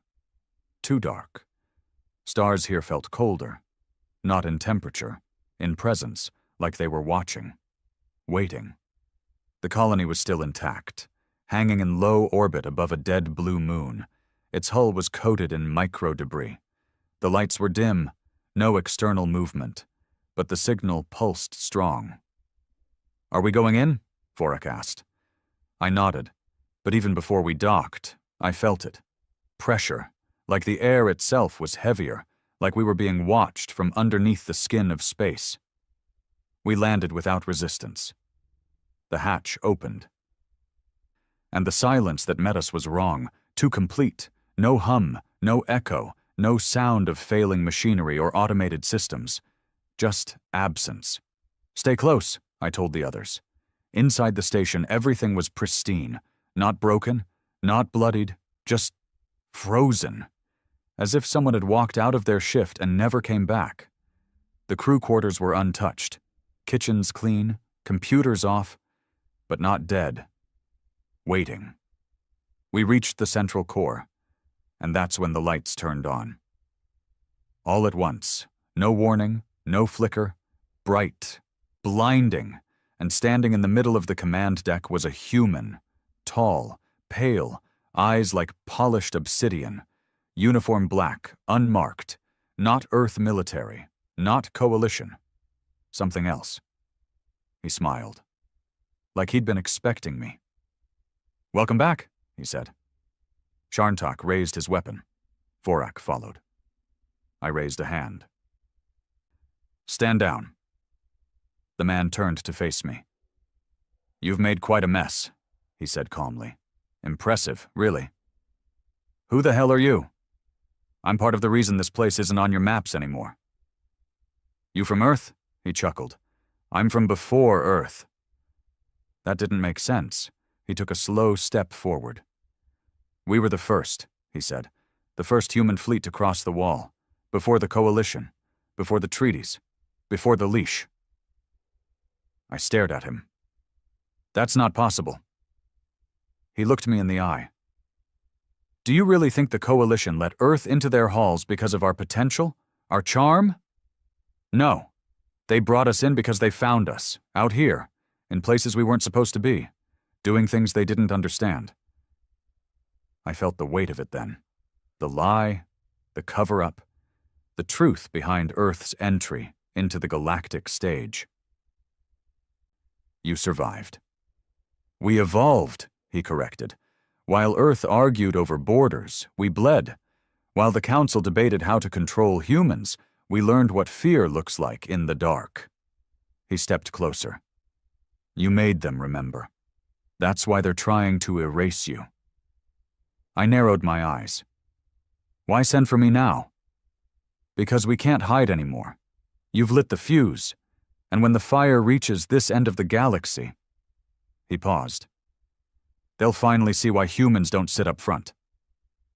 Outside the colony, ships were moving. Dozens, silent, black, human design, but unlike anything I'd seen. No lights, no IFF, no transponders, just shadows with engines. The man looked at me one last time. "You've started something that can't be stopped, but you don't have to stand alone anymore." And just like that, he was gone. Literally gone. No flash, no sound. Just gone. I looked at Sharntak. He didn't say anything, didn't need to. We were looking at the real reason the Coalition feared us, not because of what Earth had become, but because of what we used to be, and what we still could be. We left Drelkar's reach in silence. Not out of fear. Not anymore. Silence was the only way to process what we'd seen. The man with obsidian eyes. The fleet that wasn't there 1 minute, and then was. The station that hadn't aged a day in 2 centuries. And the words he left me with, "You lit the fuse. You don't have to stand alone anymore." I still didn't know what they were, not officially, not on paper. But I knew what they weren't. They weren't Earths. They weren't coalitions. And they sure as hell weren't ghosts. They were humanity unfiltered, the version that had gone out into the void. Unshackled by rules, untouched by councils, never told where to sit or how to speak. And now, they were watching me. Which meant we weren't just fighting the coalition anymore. We were stepping into a war between what humanity had become and what it had refused to be. Sharntak stood on the bridge of the breach fang, arms folded, staring at the now dormant reach behind us as we drifted away. The silence between us stretched longer than usual. He finally spoke. "They weren't ghosts." "No," I said. "They weren't coalition. Definitely not." "Then what were they?" I took a long breath. "Proof." He turned to me, confused. "Proof," I said again, "that we were never supposed to be pets in this galaxy, that we didn't need permission to survive." His jaw tightened. "They were watching us. Preparing. Waiting," I corrected. "For someone to remind the galaxy that we're not domesticated." He looked away. "You're not afraid of what they are?" "I'm more afraid of what they've been waiting for." We dropped back into real space, 10 clicks from the Ankar fold, outside Honoric's sovereign sectors. Not because we feared retaliation, but because I needed time. To think, to plan, to understand. That didn't last long. Vorak met me in the command center with a face like carved stone. "They moved on Earth." The words hit harder than they should have. "What do you mean?" I asked, low. He threw up a display. Encrypted coalition footage, shaky and filtered but clear enough. Protests. EarthGov headquarters in flames. Coalition peacekeepers dragging civilians out of bunkers. Outer colonies reporting blackouts. Supply lines cut. Then came the real footage. Coalition Security Command broadcasting emergency authority. Due to systemic instability, human political autonomy is suspended until further evaluation. "What the hell?" Jarntak read it before I did. "They're turning Earth into a protectorate.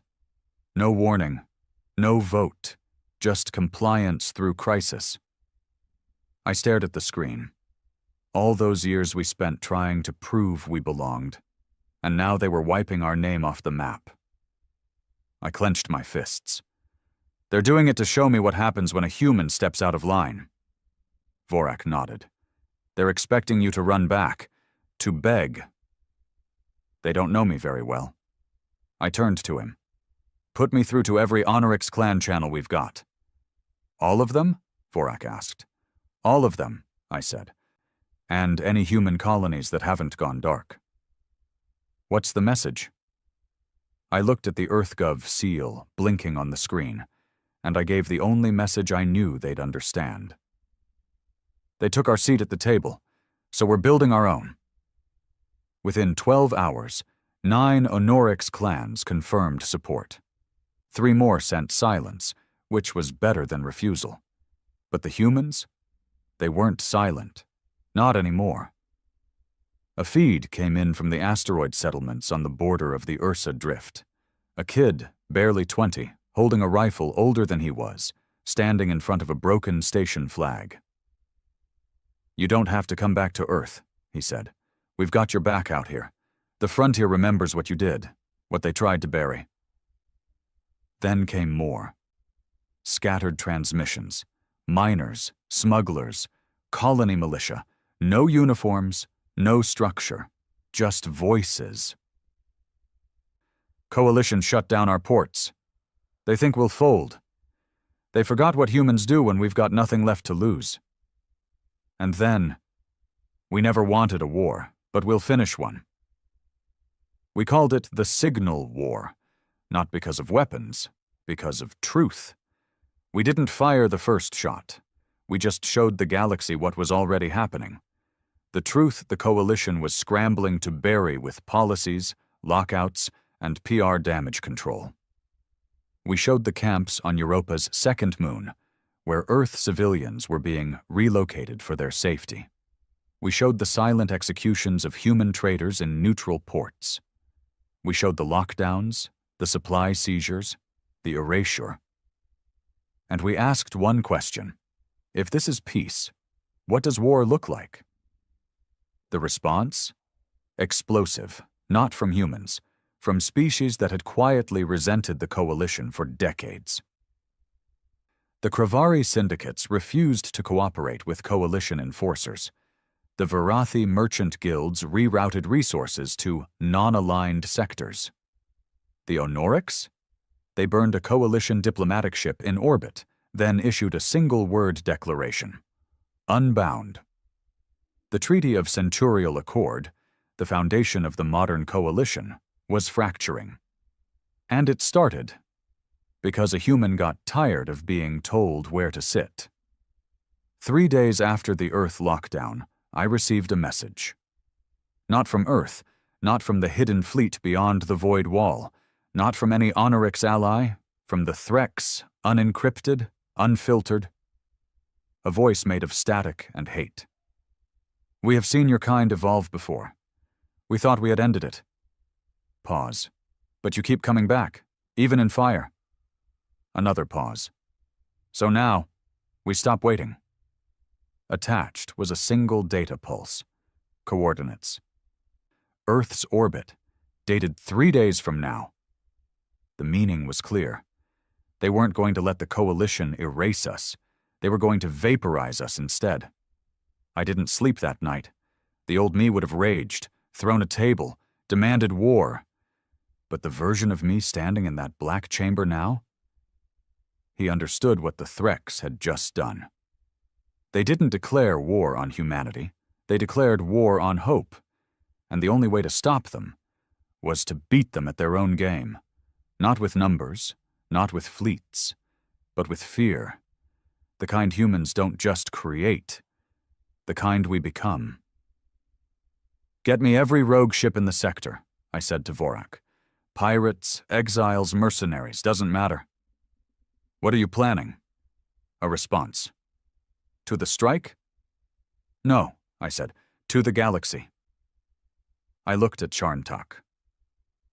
Tell your warriors to ready their blades.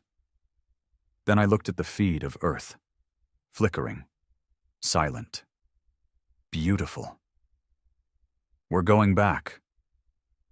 There's something about looking at Earth from orbit that hits harder after you've seen how the rest of the galaxy works. When you're born there, it feels small, fragile, conflicted. A planet still figuring out what kind of species it wants to be. But when you come back from the stars, after fighting on alien soil, bleeding in steel corridors, and watching empires treat your people like a curiosity, it hits different. Earth's not just home. It's proof we're still standing. Even after everything. Even after being pushed to the back, lied to, regulated, silenced. And now the Threx were coming to finish the job. No warning, no declaration, just annihilation. Because to them, humanity had forgotten its place. And the only thing worse than a dangerous species is a disobedient one. The Breachfang dropped out of sublight 2 million clicks from Earth's moon. Ahead of us, open space, quiet comms, and too much silence from a planet that was supposed to be protected. No coalition patrols, no defense grid, no orbital responses. They were letting the Threx do their dirty work. And Earth was alone. Local feeds are jammed, Vorak said, scanning the channels. All I'm getting is static. They're choking the comms, Charntak said, cutting the world off before the strike. I nodded. Classic Threx doctrine. Blind the target, then vaporize it. Can we break the jam? Vorak asked. I shook my head. We don't need to. He frowned. Then how do we warn them? I turned toward the viewport. We don't warn them. I turned back to Vorak, fire in my chest. We make the Threx bleed instead. There were 3 Threx ships inbound, a spear formation, classic extermination fleet, 1 main dread cruiser and 2 flank strikers, fast and heavily armed. All 3 had their weapons charged and trajectories locked on Earth's orbit. The Threx didn't fight for territory. They fought to erase mistakes, and they'd labeled us a mistake. Any other fleets in range? I asked. None friendly, Vorak said. Coalition won't respond, and Earth's orbital defenses barely functional. We can't take them head on, Charntak said. We'll be ripped apart before we get within weapons range. I nodded. Then we don't fight them like a fleet. They looked at me. We fight them like humans. Here's what they didn't know. The Threks have never fought us on our terms. They've fought diplomats, soldiers in uniforms, fleets built to coalition specs, but they've never fought humans willing to die messy, to use scrap as bombs, to use debris as cover, to turn their own bodies into the trigger. They didn't know that humans don't attack like tacticians. We ambush like lunatics. We don't sacrifice troops for victory. We sacrifice ourselves just to prove we were there. We rigged the breach fang for controlled failure, power reroute, weapon overload, armor strip. "Are you out of your mind?" Vorak asked as I pulled out paneling and exposed the power conduits. "Probably," I said, grinning, "but this ship was never meant to come back." "What's the plan?" I pulled up the Threx fleet map on Holo. "We look like one ship, right? Old, broken, desperate. They'll think we're a suicide run." "Because we are," Sharntak said flatly. "Exactly. And while they're focused on this, the other ships move in." "What ships?" I tapped the console. The map shifted. 5 rogue vessels, all human, old, mismatched, undergunned, but crewed by fighters, not diplomats, fringe militias, smugglers, ex-soldiers, people who still believed Earth meant something, people who had heard the signal war broadcasts. They'd shown up quiet, unannounced, but not unarmed. "Are they willing to die?" Vorak asked. "No," I said. "They're willing to kill, and that's better." We launched the assault 90 minutes before the Threks were in range. Breachfang went first, shields off, weapons cold, looking like a desperate last stand. We broadcast a single phrase on all open frequencies. "Come see why humans don't sit up front." The Threks bit. Hard. The first strike came from their right wing, plasma barrage aimed at disabling our engines. I let them hit us. We drifted sideways, spun uncontrolled. The hull vented atmosphere. Sparks flew. Systems glitched, all exactly as planned. Then the flankers hit them. 3 human ships decloaked from a debris field we seeded earlier, using scrap from broken coalition stations. They weren't powerful, but they were angry, and they were fast. 1 human freighter slammed into the smaller Threx ship at ramming speed, exploded mid-collision. 2 more ships released thousands of modified mining charges, not enough to pierce shields, but enough to blind their sensors. And through that blind came us. I grabbed the manual override. "Sharntak, now!" He slammed the thruster override with his armored fist. The breach fang jolted forward. Systems screaming, heat levels redlining. "Impact in 30 seconds. I climbed into the weapons chair. "You're not going to fire?" Vorak asked. I looked at him.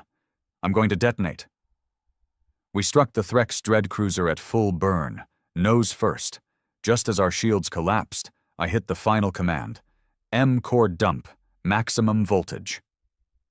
The breach fang exploded, not outward, but inward, turning into a localized black flash that swallowed the Threx cruiser's forward cannons. Not a kill, but a cripple. The power surge fried their targeting systems. The hull bent like paper. And in the opening came the others. Sharntak launched the drop pod we'd hidden inside the Fang's outer cargo bay. We slammed through the dread cruiser's side, breached their hull, and charged the command deck with only plasma blades and smoke. It was chaos. Exactly how humans like it. Threx blood is black, it stains everything, and it smells like burning metal. I cut the commander across the throat with a blade made from a repurposed coolant pipe. Vorak snapped the limbs off their lieutenant. Sharntak tore through them like they were made of string. We left no survivors.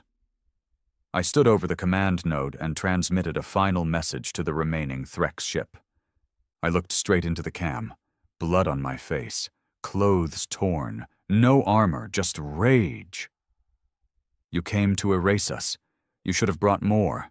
Now go back and tell them, we're not just still here." I leaned in. "We're coming for you next." When it was over, Earth's orbit was littered with debris. Our debris, theirs, and the kind of silence that means victory cost something. But Earth was still there, still breathing, still ours. We didn't return to Earth's surface, not because we weren't welcome, because we weren't done. Within 24 hours, 30 more human ships appeared on long-range scans, old ones, hidden ones that hadn't flown in decades. They'd heard the call. And with them, Onorix, Cravery, even a Varathi weapons cartel ship, flying a flag I'd never seen before, a human skull wrapped in barbed wire. We weren't a fleet. We were a movement. And now, we were going hunting. We didn't celebrate, not after Earth. The wreckage still hung in orbit like broken teeth, a reminder that survival wasn't victory. It was just the right to keep bleeding. We'd pushed back the Threx, made them blink, sent a message. But deep down, we knew this wasn't over. It was only now beginning. Because the galaxy wasn't just reacting to us. It was changing because of us. And the ones watching from the edges, the species too old, too alien, too far removed from what the Coalition even knew existed, they had questions. Questions that started with one word. Why?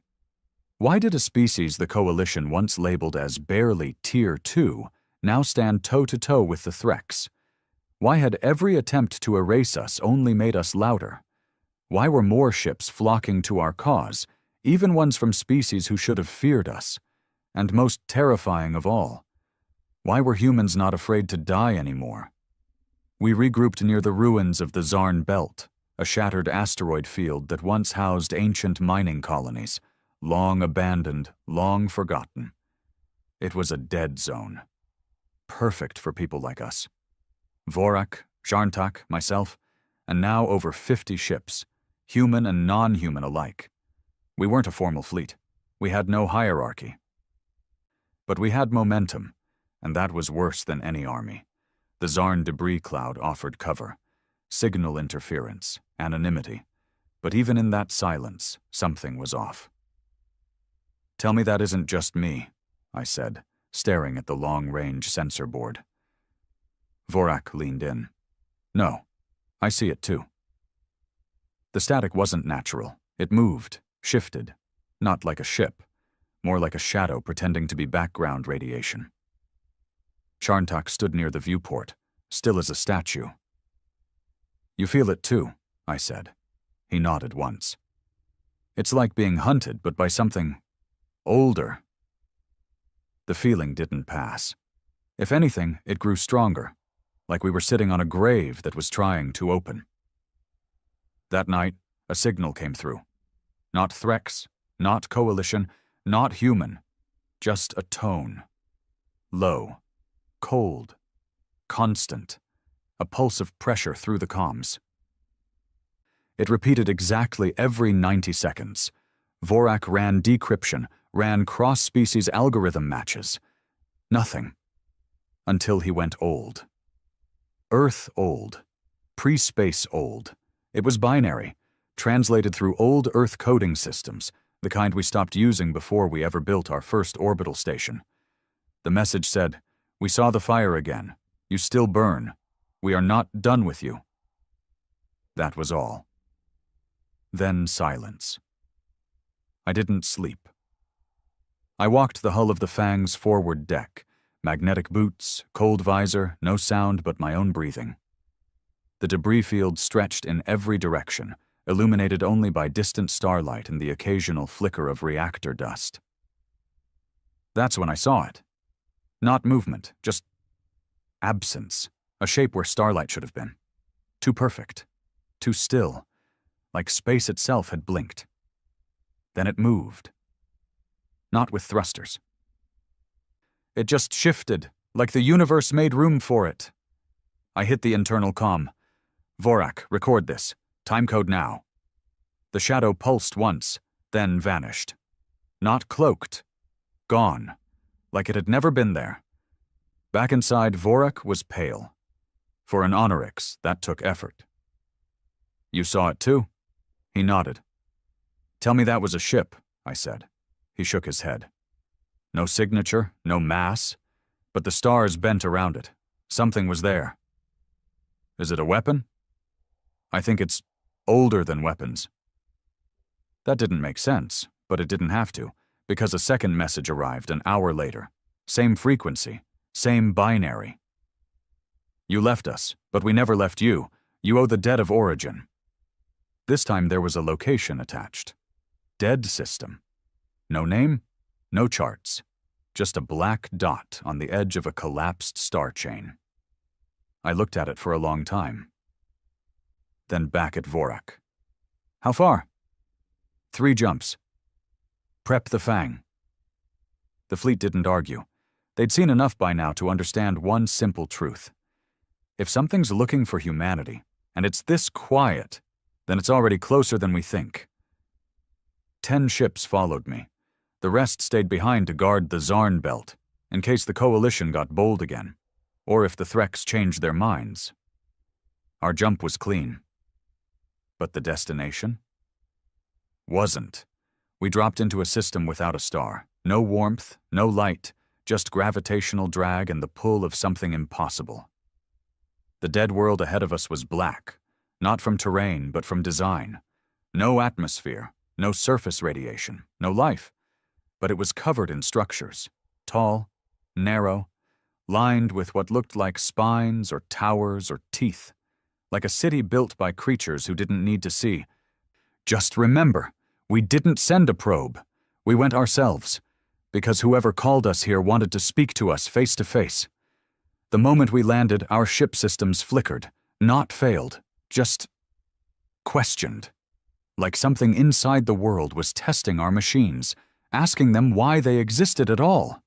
The airlock opened without us telling it to, and the voice came again, not through audio, not through comms, but inside our heads.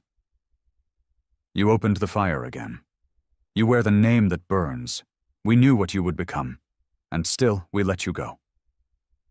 We stepped out into darkness, but our steps made sound, and that was wrong, because there was no atmosphere.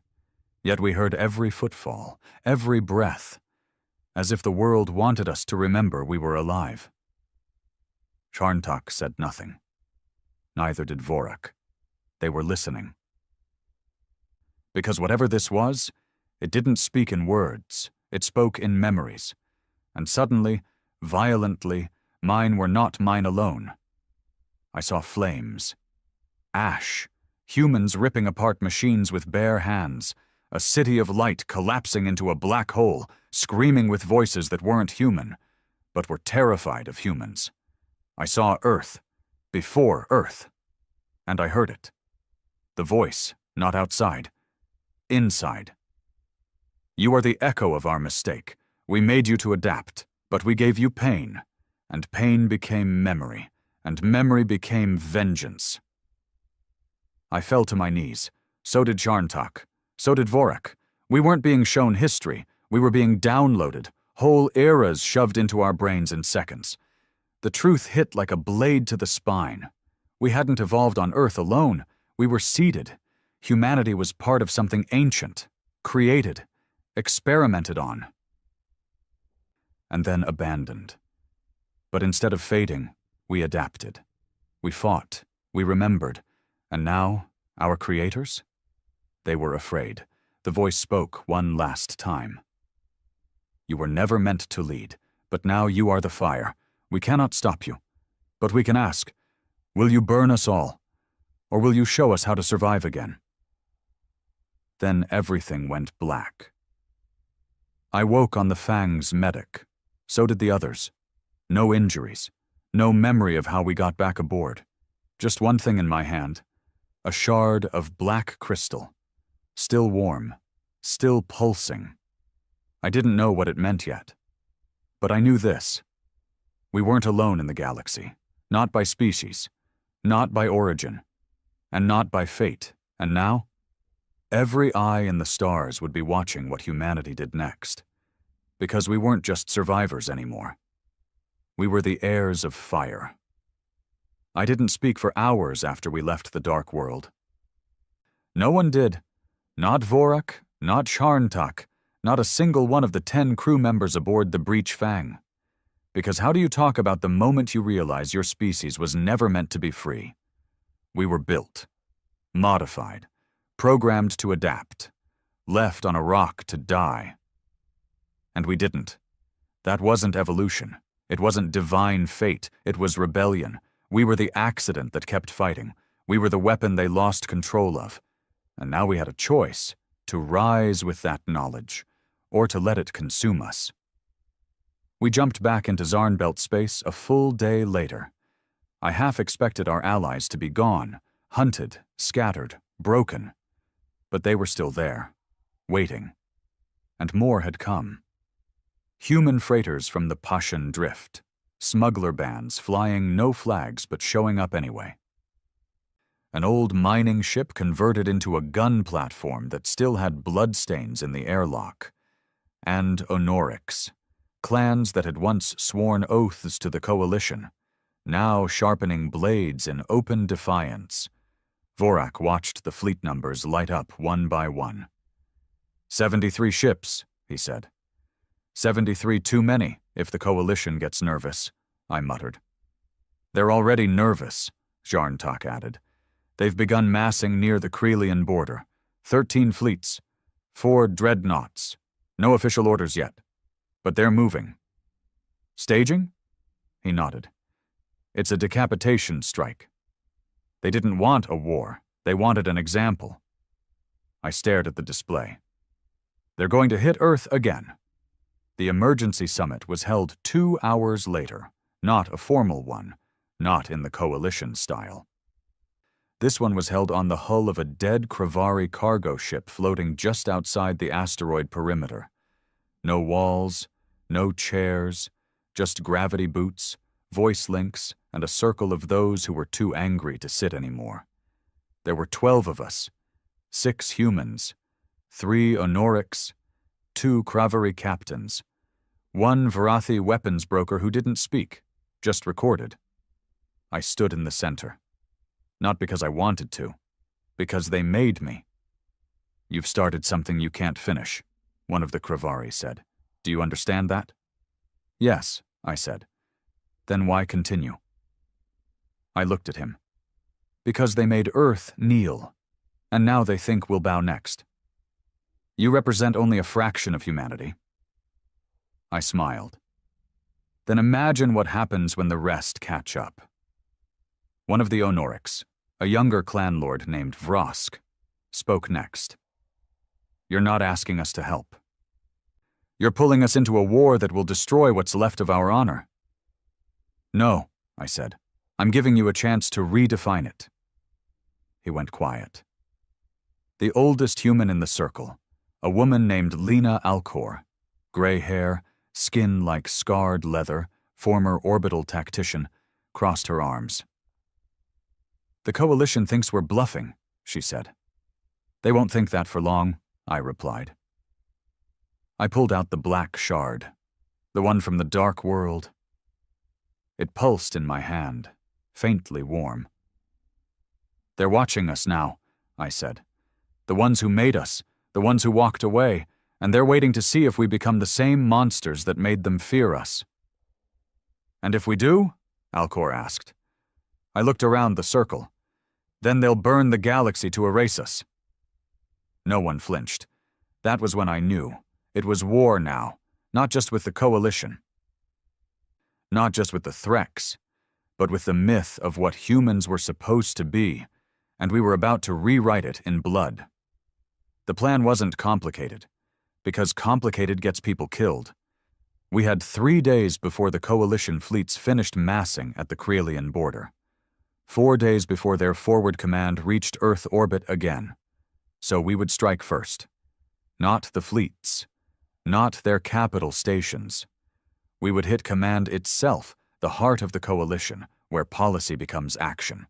Station Solaris Prime, built on the bones of a broken moon. Population 900,000. Command personnel 4,500. War Corps staff 200. It wasn't just a station. It was the brain of the entire system. And we weren't going to take it. We were going to show it that humans don't ask for permission anymore. We weren't bombing it. We weren't invading. We were broadcasting from it, inside it, with cameras, with witnesses, with every species watching. Because sometimes terror isn't in firepower, it's in presence, in showing up where you're not allowed and speaking louder than anyone told you you could. We moved in fast. 4 cloaked freighters, all civilian, all low signal. We docked with maintenance hatches on the far side of Solaris Prime, outside sensor range, using old Coalition access codes Vorak had stolen during his resignation. We hit the interior like a virus. No weapons drawn, just speed. We reached the command broadcast center in 17 minutes, locked it down, wired the feeds, and turned on the lights. Then I stood in front of the camera, one human, in a Coalition control room, broadcasting live across every star system from here to the Orion Wall. They told you we were dangerous. They told you we were unstable. They said humans needed to be kept at the back, forgotten, obeying, waiting. But we waited long enough. I stepped forward. You wanted to erase us, so we erased the chains. You wanted us quiet, so we screamed. And now we're not asking. I raised the shard. It pulsed, brighter now, and for a moment, all the feeds went black. Then showed the Creator's voice. Just one phrase. You were made to adapt. Now you are free. Let them adapt to you. Silence. The feed cut. We vanished before the guards breached the control deck. We left no weapons behind, no explosives, no dead, just the message. Hours later, I received a personal transmission, unauthenticated, Coalition encrypted, direct from High Command. The voice? Calden. Still alive, still smug, still scared. Are you proud of this? He asked. Terror tactics? Threats? This is how you lead now? No, I said. This is how I warn you. You're playing with matches in a powder field. No, I said, you are, and you think the fire won't spread. He paused. This ends soon. You're right. I leaned forward. It ends when you remember why humans never sat up front. Because we weren't waiting our turn. We were deciding if the galaxy was worth saving. And I cut the feed. There are no trumpets in real war. No drum beats, no slow-motion speeches, just silence, tight armor, loaded weapons, and the sharp, cold understanding that not everyone is walking away. We left the Solaris system under fire, flak trails behind us, ships scrambling to intercept, but too late. The feed had already gone out. The damage was done. We didn't win a battle that day. We rewrote the battlefield, and now we were watching what came next. 3 days.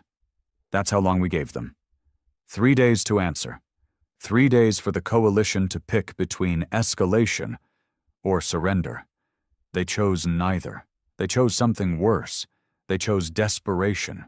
Reports came in from every edge of the mapped galaxy. Human colonies disappearing without distress calls. Onyx fleets being lured into ambushes and accidentally destroyed. Smuggler ships tagged with human signatures getting vaporized mid-transit. No warning, no trial, no diplomacy. The Coalition wasn't fighting. They were cleansing. Not just humans, but anyone who stood beside us. Not war. Silencing. Piece by piece. They were trying to take the fight out of the fire, and they thought we'd scatter. That was their last mistake. We gathered at Gorgon Point, a half-destroyed mining asteroid deep inside the Null Drift, a sector so filled with spatial anomalies that not even the Coalition dared enter casually. There were hundreds of ships now, not all military, not all human, but all angry. The old broadcast had awakened something the galaxy hadn't felt in generations. Fear, and the desire to fight back. We weren't a rebellion anymore. We were an identity crisis with guns, and the universe didn't know how to fix it. Charntak stood beside me on the old refueling platform, staring out at the ships blinking in and out of cloak fields. Salvaged, retrofitted, stolen, cobbled together from the bones of 100 wars. "They're ready," he said. I nodded. "But are we?" He looked at me, calm. "Does it matter?" No, it didn't. The plan was simple. Not because war is simple, but because humans don't trust complex plans when blood is guaranteed. We would strike 3 systems. 1. Krelian Station, the Coalition's forward operating base. 2. Zenthra, a communications relay world. 3. The Bastion, their strategic logistics hub. We wouldn't hold any of them. We wouldn't occupy. We would destroy the idea of control. At the same time, Earth's resistance cells, those who hadn't been crushed or silenced, would rise. Peacekeepers would be overwhelmed, local defense codes hijacked, outer colonies would block military channels. And into that chaos, we would drop the final message, the one we'd been writing in blood since the Threx first tried to make Earth disappear. You can't erase the fire, you only make it burn faster. On the eve of the assault, I walked through the hangar decks of the Fang. It wasn't the ship I started on. Hell, we'd cannibalized half of it just to keep the core stable. But it was still ours, still standing. Vorak was prepping the strike team. He'd named them the Nameless, a joke at first, after the Coalition wiped our records. But now it was a title, one that scared people. I nodded to him. He didn't salute, just handed me a blade. Honorics make ugly weapons, thick, heavy, no grace, but they don't break. That's what I needed. "Anyone scared?" I asked. "Everyone," he said. "Good," he smiled. "I heard you've got a speech," he said. I frowned. "Who told you that?" "Charntak. Said you were writing it in your head every time you stared at the stars." I shook my head. "No speeches." "Why not?" I looked at him. "Because anyone who needs a speech this late shouldn't be here." He laughed. And that was enough. But when I stood before them, before the fighters, the rogue pilots, the exiles, the humans, the Honorics, the Kravari, even a few Tsali outcasts with glowing veins and whispering minds, I still had something to say. So I spoke, not a speech, just truth. They thought they could erase us. They tried diplomacy, then silence, then extermination. But here we are. I raised my hand. All those scars, all that blood. We didn't come this far for revenge. We came this far because we finally understood something. They never wanted us to sit up front. Not because we were unworthy, but because they knew what we'd become if we ever stood. I pointed to the fleet. This is what happens when humans stand.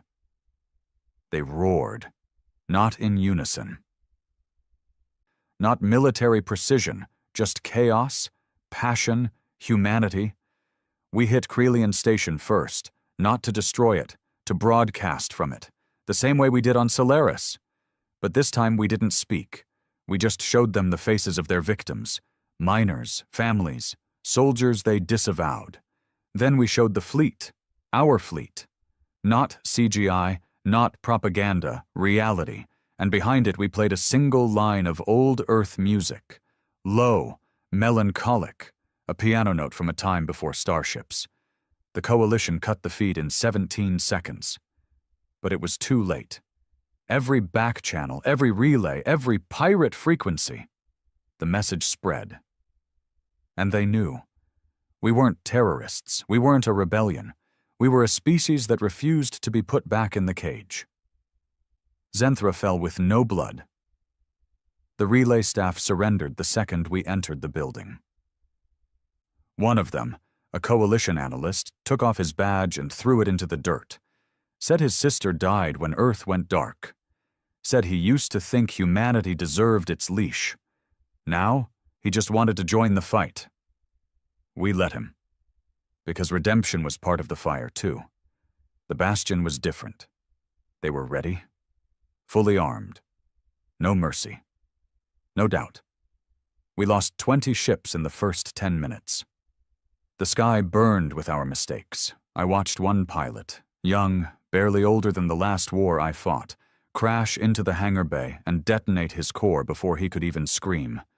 We pressed forward, not because we were stronger, but because we had no plan B. It took 6 hours. But when it ended, the Bastion fell, and the Coalition fell silent. Not officially, not on the news, but in the tone, the panic, the realization. They weren't fighting an insurgency anymore. They were fighting a new galactic order, and humanity wasn't just a part of it. We were shaping it, with scars, with death, with choice. In the command chamber of the Bastion, I stood alone. Sharntak was wounded, plasma burn across the ribs. Vorak had gone to recover bodies. The Tsali had vanished. And I just stood there, looking out the window, at a galaxy that had tried to forget us, and now couldn't look away.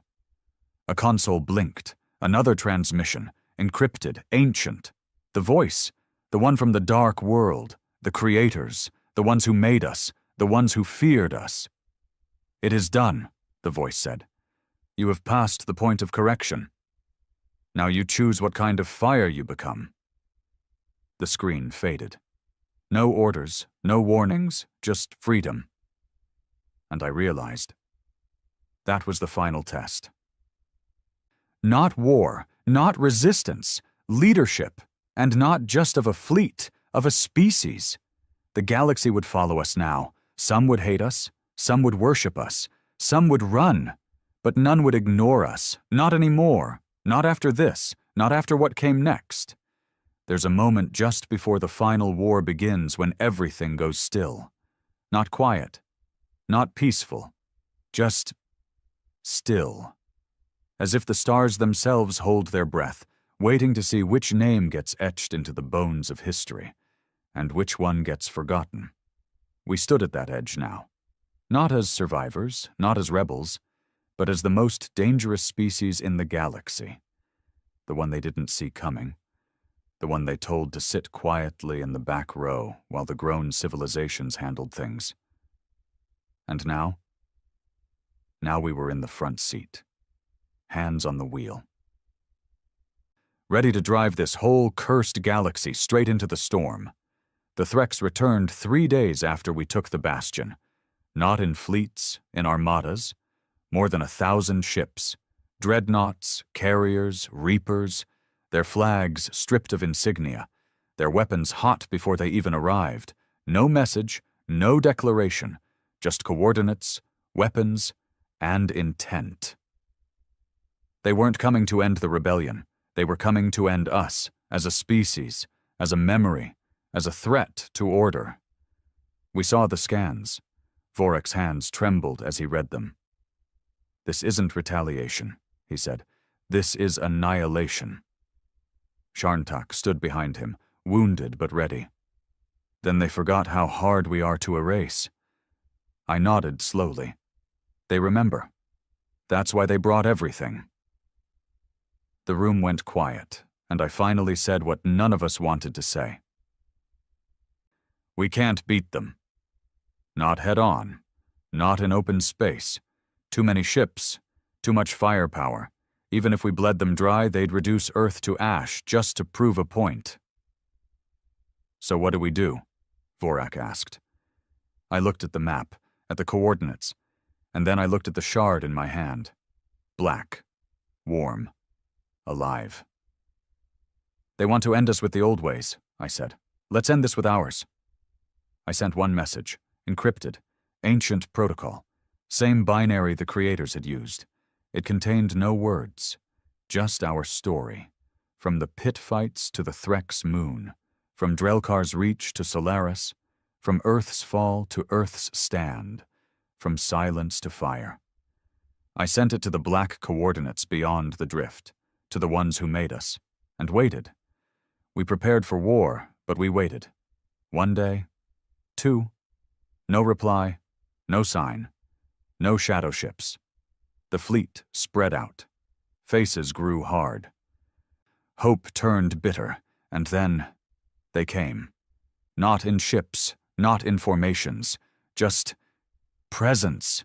The stars bent, sensors failed, and one by one lights went out, until the Threx fleet, all 1,000 ships, were not alone anymore. And neither were we. They dropped in like ghosts. Black vessels with no seams, no engines, no windows. Ships that didn't fly. They existed.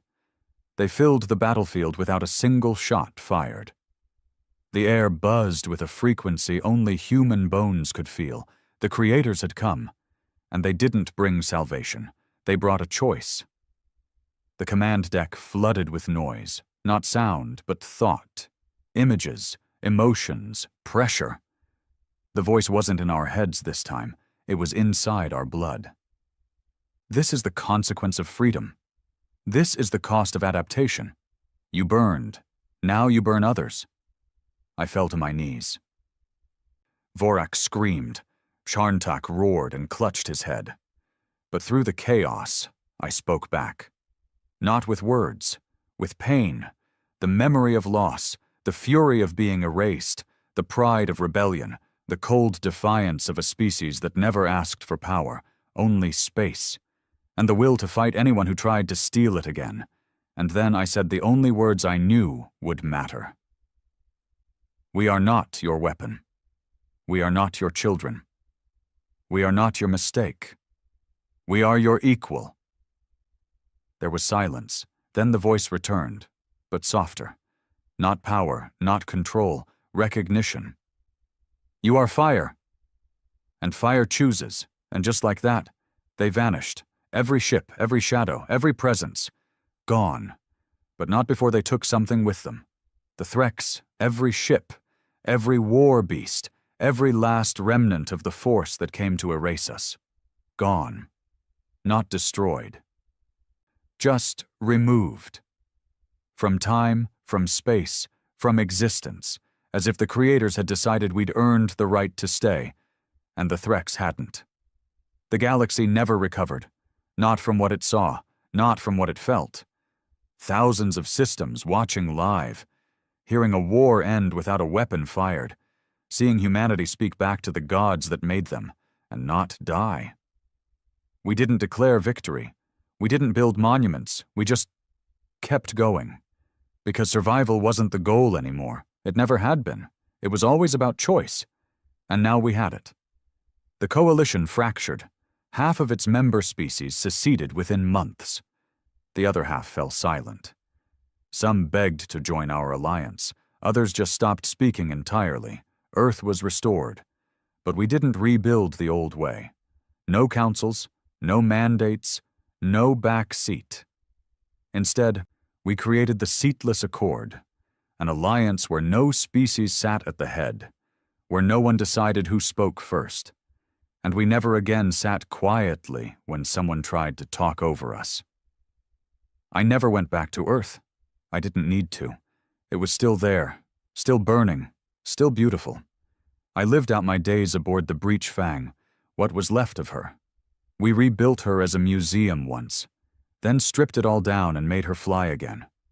Because that's what humans do. We fly, we fight, we break, and then we build something better from the wreckage. I still remember what the Creator said. You are fire, and fire chooses. And when I look back now, I know what we chose.